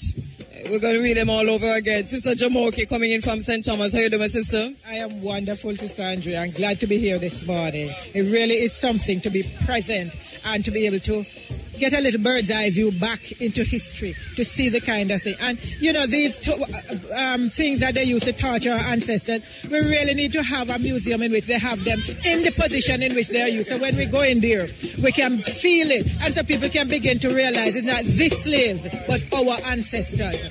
And, one of the things that's going to happen here on this compound is a museum for the artifacts that are being found here. So when you get a chance, walk up the hill. The museum is already started. And so say to someone and let them give you a guided tour because that is already started. Very good point to make, my sister Jamoki. My brother all the way from Ghana. How are you doing, my brother? I'm fine, my sister. Hotep. Coming in all the way from Ghana, but in Jamaica for a little while. When you see this, does it bring you back as a returned son of Ghana to the continent of Africa? Well, when I see this, it's deja vu all over again. I remember as a little young man growing up in Falmouth, we were find bones all around the playground we played, and there was no significance. In the 80s, I was in New York City when we realized that even the city hall was built an African cemetery.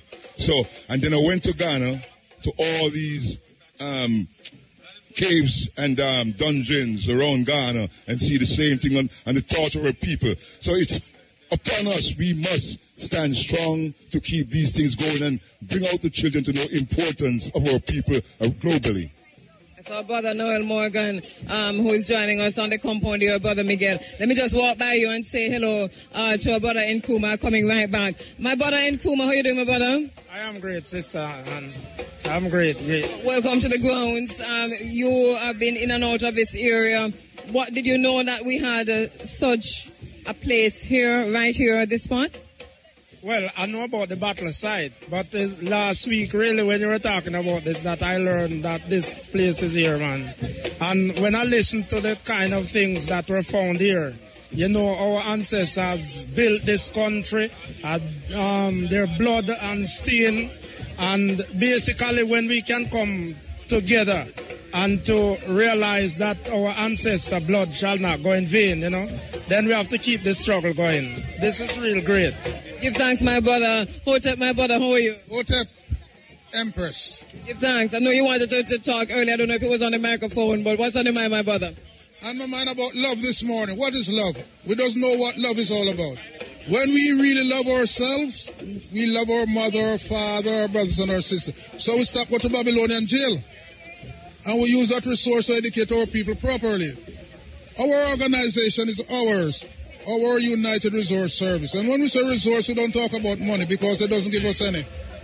What we said about resource is developing the brain to the highest level. The professor used 13.5% of his brain to be a professor. And he died with the rest. Take it back to grave, he doesn't want it. So we sought to educate our children from youth, from basic school. We'll have a wonderful society. And part of the education process that started right here on this ground this morning. My brother, Mr. McIntosh, international chef extraordinaire. But here you are walking around and mingling with all of us. And that is what we like, because you have reached the zenith as far as cooking, being a chef is concerned. Tell us a little bit about where you've been in terms of your own development personally. I worked from 1990 at Siboney, Royal Plantation, Ritz-Carlton, Secrets, Montego Bay, Bosco Beach Hotel, daddy. So exactly. So you're a top chef. I just want our listeners to know that we have a top chef walking up among us, and we probably don't even know. All right. So what do you think of what's happening here? Because I know you're an integral part of this property and what's happening here. What are your thoughts about today? Absolutely. I mean, today is a really wonderful day. You know, great gathering. It's good to see the community coming out to support and also to recognize the importance of the location and to recognize also that it is somewhere in the future they can come to relax, unwind, and really connect. Brilliant. Thank you very much, Mr. McIntosh. And we have Donald, you're the furniture maker on the compound? Goodness gracious me. I do love the furniture. I love everything, the cabinet, everything, the everything. Yeah, you meet me the other day. I know. Yeah. With the introduction of Mr. Wilson, yeah, we put this thing together and stuff like that, and we say, okay, this is how we should make the furniture and stuff like that, that we could motivate people, you know, how they usually build furniture and stuff like that, like. What are you using? Just let our listeners know what you're using to build the magnificent, gorgeous furniture that we see. And with the furniture, I mean pieces that's all over the compound. Yeah, we use the woods, yeah, and we try to use it just how it is. We didn't change anything and stuff like that. You know, that is how, you know, we build it and stuff like that, you know. We just try to work with the nature. Yeah, so with nature, we doesn't change anything. We add to it. Thank you very much. Boy, I noticed you use driftwood. Yeah, we use driftwood, we use almonds, we use a lot. It's guango. Yeah, variety of foods. And this is really beautiful. People should really come out and see the work that you're doing. Great work. Congratulations, man. Thank you. All right. We're going to throw it over now where we have concrete. So, hello, Sister Tendai. How you doing, my sister? How you doing? I'm good. Blessings. With that little sound there again. And that we want. Right. Now we take care of that. All right. Popeye and the Nayabinki drummers are in this area. And we're going to throw it over to them right now. My sister Jazazai, how you doing? Here we go.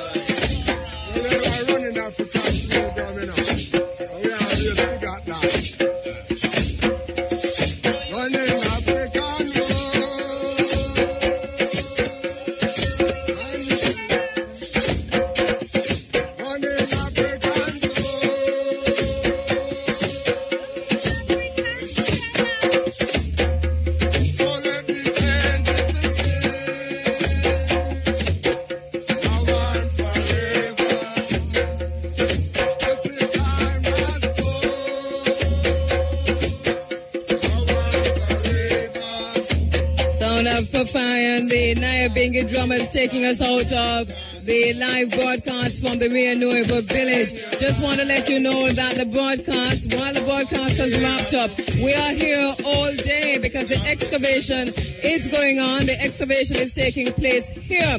Now, if you're anywhere near or not so near and you have children, if you're teachers of history, if you just want to come see a dig, an archaeological dig, then this is the place to be.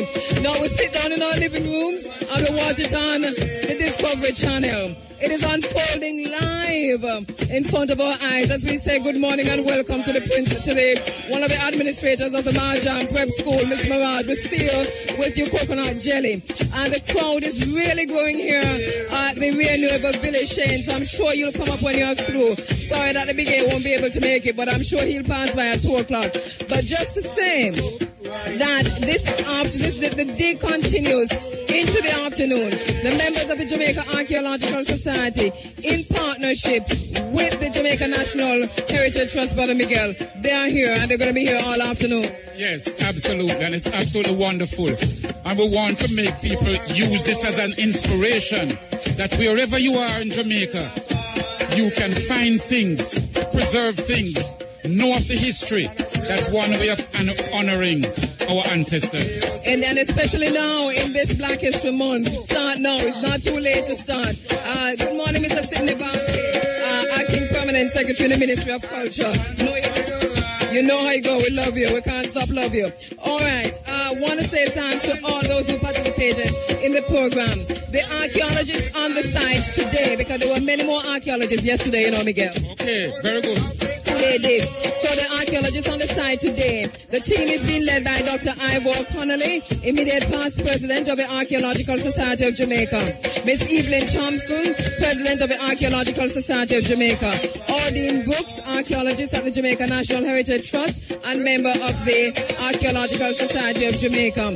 Want to say thanks to the chairman and director for Rio Nuevo Village and his wife, to David broadcast here this morning. Want to say thanks to Papa and the Iriefm drummers, to Tricia Rob Brown, teacher at the Money College, to, of course, our brother Miguel Lorne, to Sister P, who came in from Portland to talk to us about presenting, to Professor Vereen Shepherd. Thank you very much for coming in this morning and assisting us to help to understand a little bit more of what we're seeing unfolding here. She Vereen Shepherd, historian, head of the Department of Gender Studies at UAM. Let me also say thanks to the team on the ground, Joy Morgan, our producer, to Roger Haskell, and who was my co-host this morning, Nicholas Evans, who joined us late, Kishima Francis, who's here and assisted us in presenting the studio this morning, to Gary G, to Ricky and Irvin, who came in and ensured that we had good sound in spite of the fact that we are in a location that's a valley and we are surrounded by the mountain. To Taki High School and all those who participated in the program this morning. As I said before, we're going to be here all day. And just before I go out, let me just say quick to the members of the Jamaica Archaeological Society. How much longer for the dig, Miss Evelyn? For the rest of the day. The dig has actually started and it goes through for the rest of the day. Right, and Miss Ordine, what we're finding this morning so far? Well, I've been down here since so I don't know. I haven't been back up as yet. I just went up and I saw a few ceramic pieces that Dr. Connolly has unearthed. All right, and I understand a wall, that he's seen a wall and tracing where it might have been. All right, so this is always signing out from the broadcast, but we remain here all day, reminding you that next week, Sunday, we're broadcasting live from Portland, the Big Bad Shockwave on the way to Fuisinting, Somerset Falls in Portland. And the Sunday after that, thank you for, hey, look here, no, honest to goodness, we can't leave without this. What is very, it's a very in a bubble.